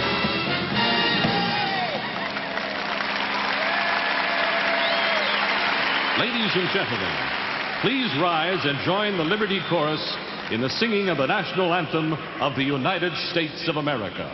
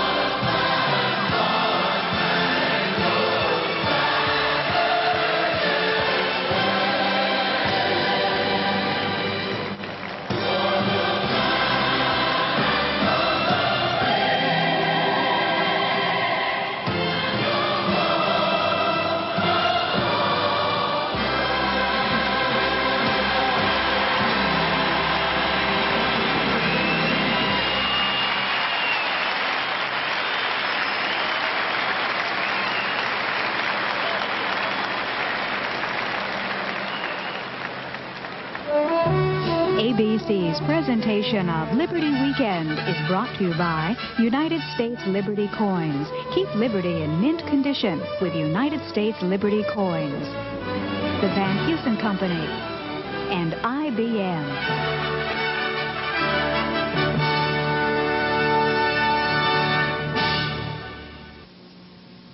Everyone has limitations. All that varies is the degree. I guess I've been a reasonable success for a guy that, a little over 20 years ago, that got taken in a city ambulance with everything I owned in a paper bag from one hospital to another hospital so that I could stay there the rest of my life. Today, if people ask me if I lead a full life, I tell them, well, I'm a father and a husband. I have a job as a systems analyst with IBM, not a handicap systems analyst, a systems analyst. There's an award called Handicapped American of the Year. The president selected me to receive it in 1985. It was an honor. But my goal is to make possible the day when my children will read that plaque and not understand why Dad was given an award simply because he's blind and in a wheelchair. Because they'll already know there's more than one way to see and more than one way to get from here to there.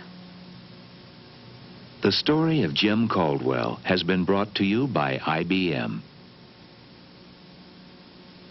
When David's not around, nothing takes his place.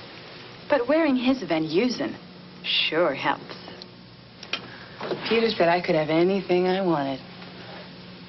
So I took his Van Heusen shirt right off his back. I love my puppy, my goldfish, and my daddy's shirt. Van Heusen, for a man to wear and a woman to borrow.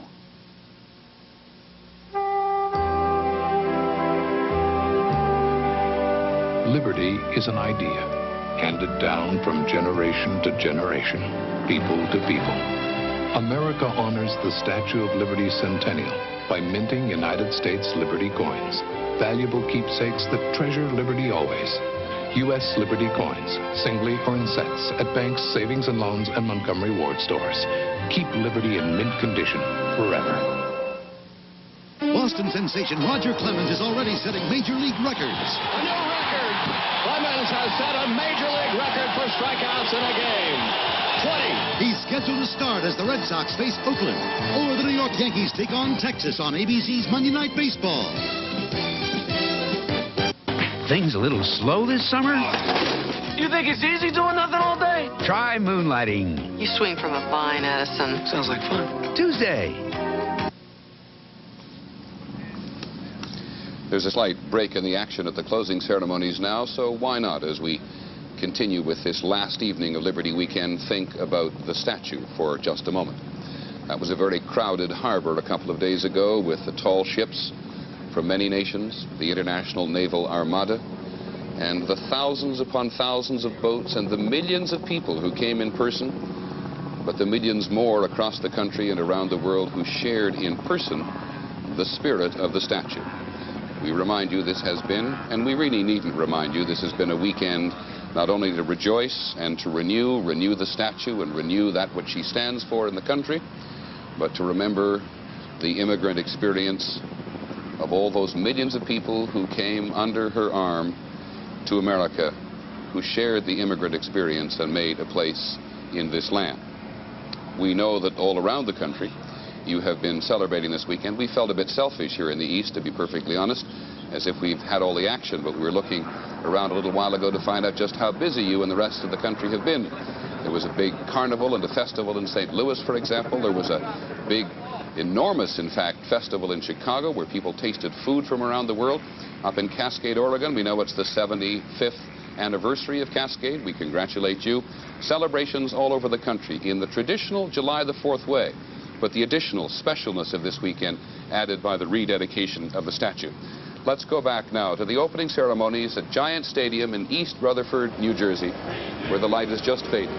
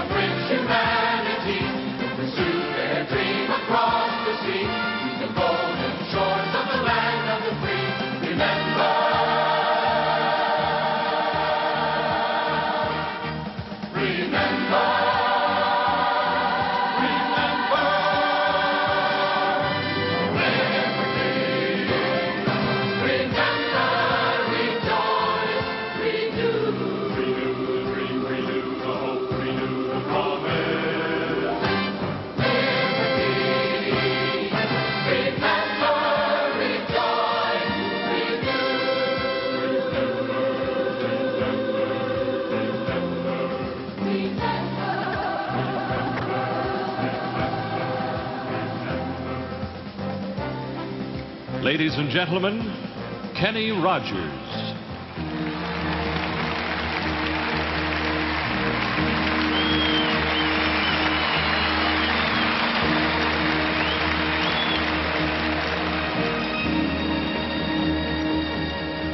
Tonight's celebration has a threefold theme: remember, rejoice, and renew. It is important to look at the past to see where we've come from so that we might anticipate where we are headed. So first we remember. We remember the Statue of Liberty as the symbol of America. We remember the immigrants who were forced to make great sacrifices to enter this country. They came seeking freedom and opportunity and a better way of life for themselves and their children. Tonight we are proud to have at our celebration Americans from many ethnic backgrounds who contributed so generously to the restoration of the Statue of Liberty.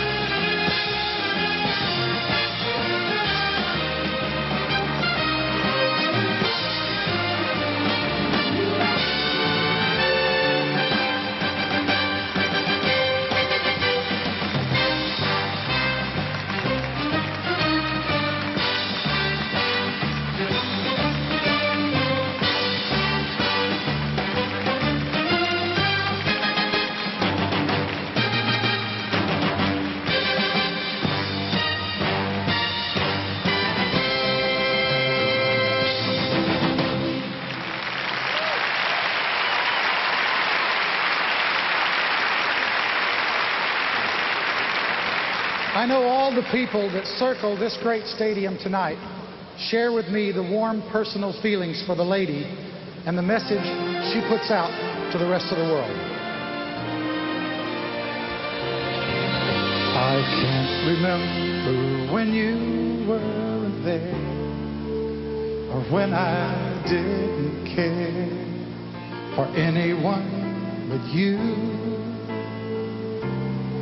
And I swear we've been through everything there is.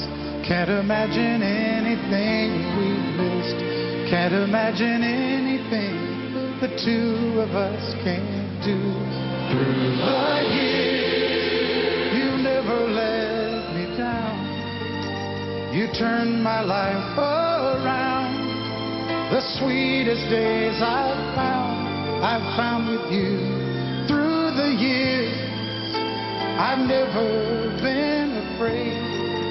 I've loved the life we've made, and I'm so glad I stayed right here with you through the years.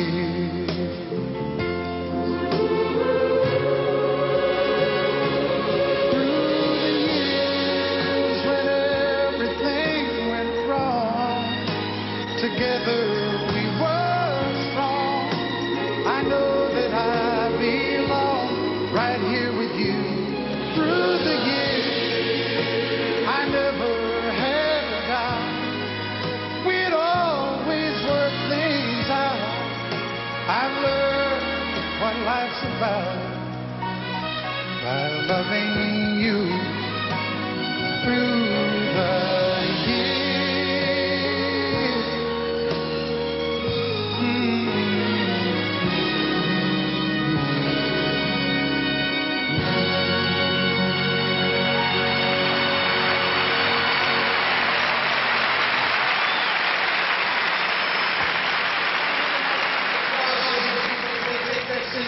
And enjoy the rest of the closing ceremonies with us.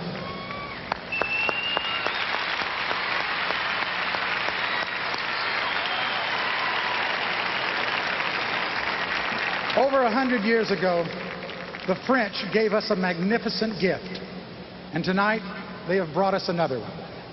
A tradition in France for more than 200 years, and here tonight to help us celebrate the 100th anniversary of the Statue of Liberty, ladies and gentlemen, the mounted band of the Cavalry Regiment of the Republican Grand Guards of Paris.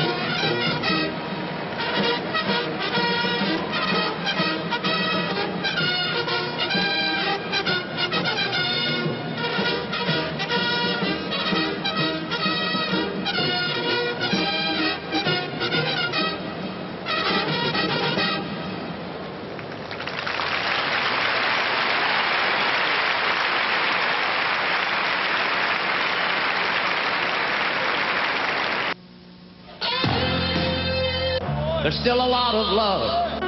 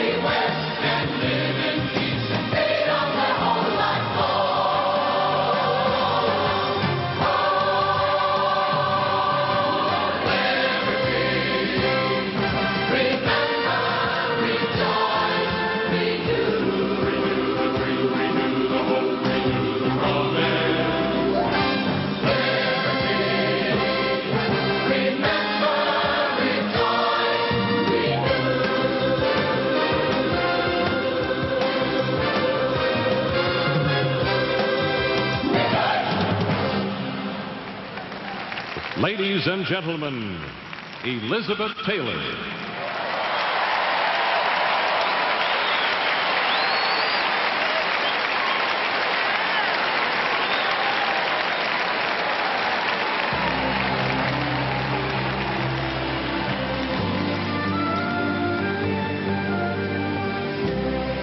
Thank you.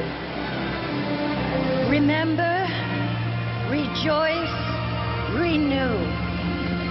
This is the theme of tonight's presentation, and this is the time to rejoice. We rejoice that we are living in the land of opportunity, and that America imposes no restrictions on free expression and creativity. We rejoice that America has always given its artists an atmosphere in which to grow, to flourish, and to dare to be daring. We rejoice that these artists always had a place to display their talents and an audience to appreciate their efforts.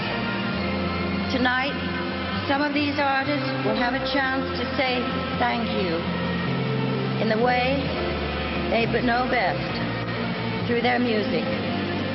To start our salute, ladies and gentlemen, the 500-member Salute of Liberty All-American Marching Band.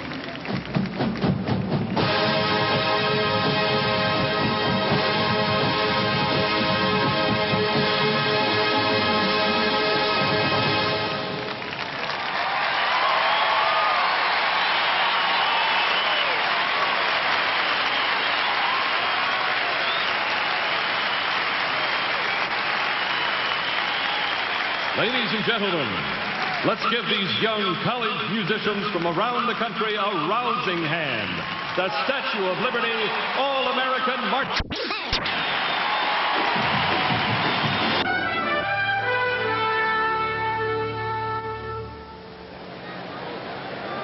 Ladies and gentlemen, Liberty Weekend is proud to present tonight's Flashlight Spectacular.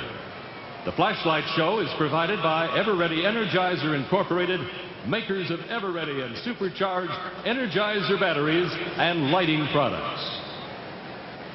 Please place the special lens on your flashlight. Point it straight ahead. And when I count to 3, turn it on. Are you ready? 1, 2, 3.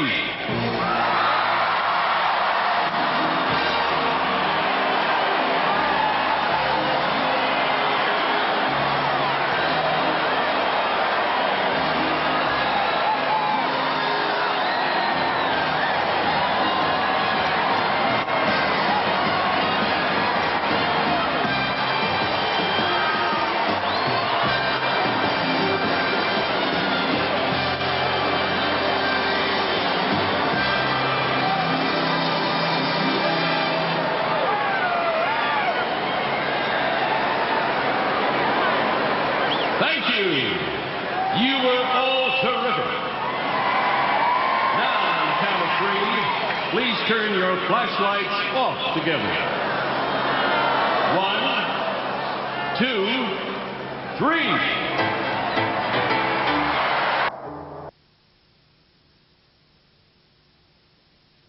And now the closing ceremonies of Liberty Weekend continues.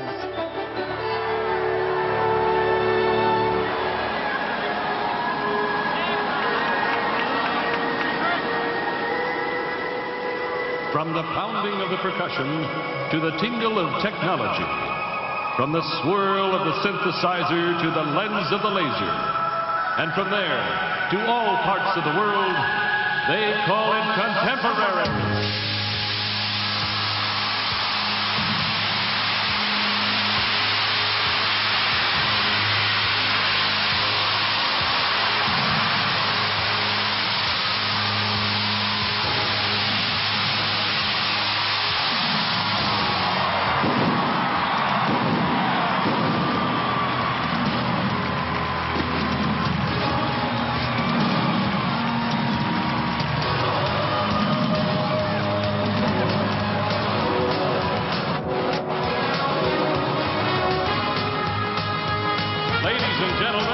The Pointer Sisters.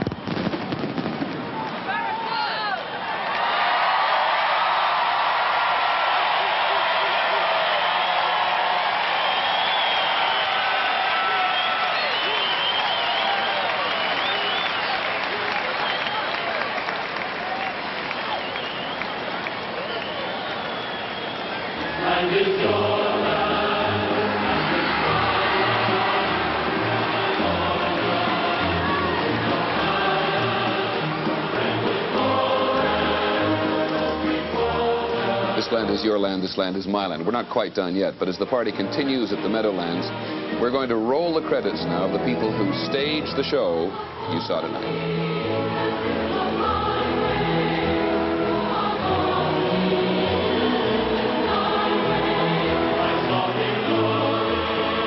More to come. Stay with us. The party at the Meadowlands continues.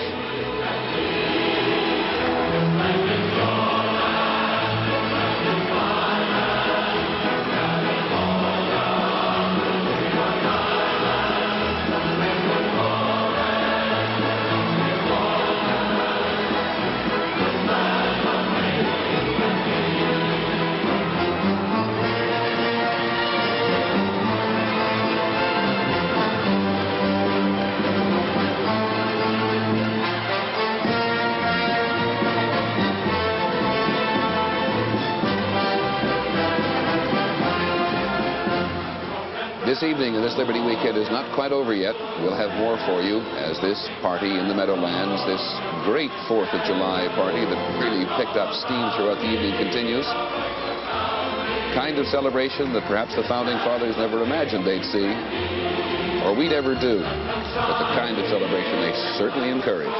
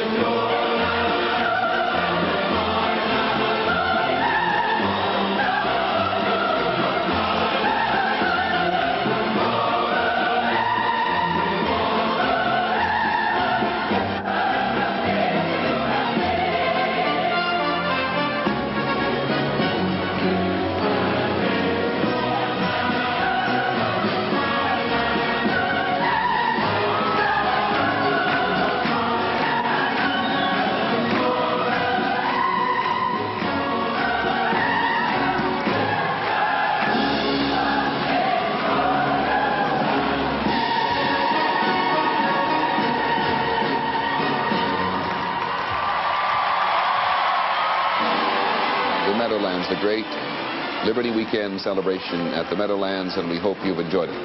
We've been thinking over this weekend that you'd heard an awful lot of people sing who were famous, who you see and hear almost every day and certainly every week of the year. You've heard the Star-Spangled Banner sung by all sorts of famous people. Somebody in this shop heard a woman sing the Star-Spangled Banner not too long ago. She comes from Anderson, Indiana. We thought you'd like to hear it too. Her name is Sandy Patty.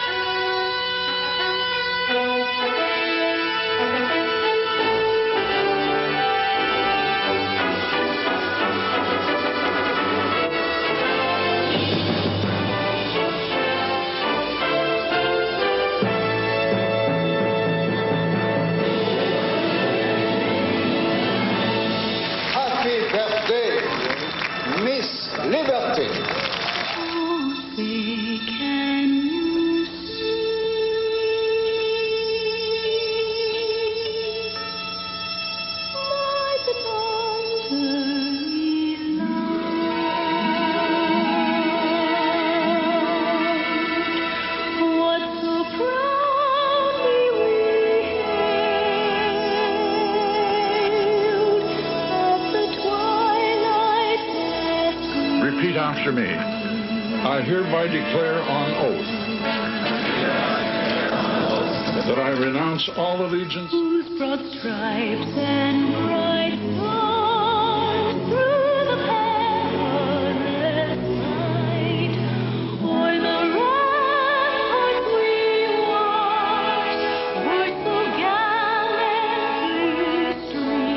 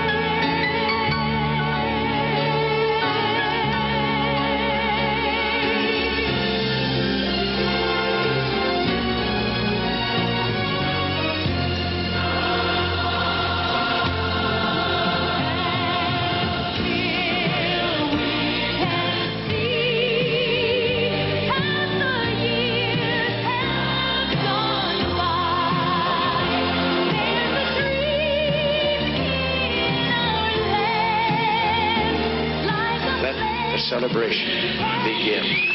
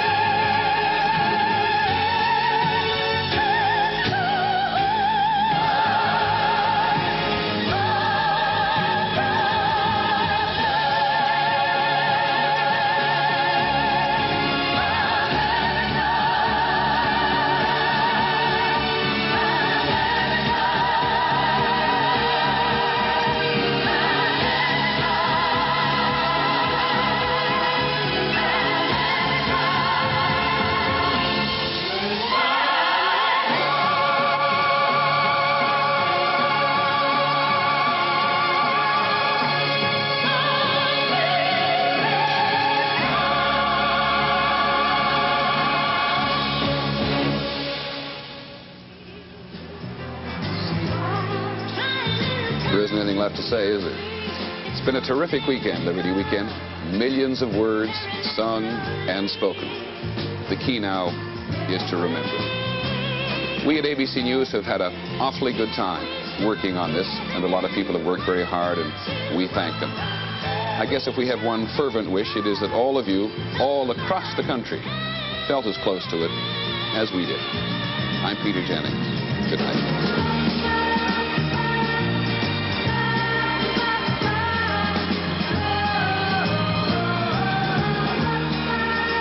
ABC's presentation of Liberty Weekend is brought to you by New Print from Bristol Myers, Dole Fruit and Cream Bars, IBM, and refreshing Lipton iced tea.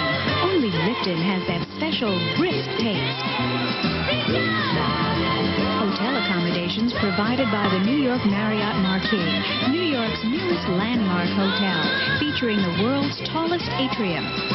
Air transportation for Liberty Weekend provided by American Airlines.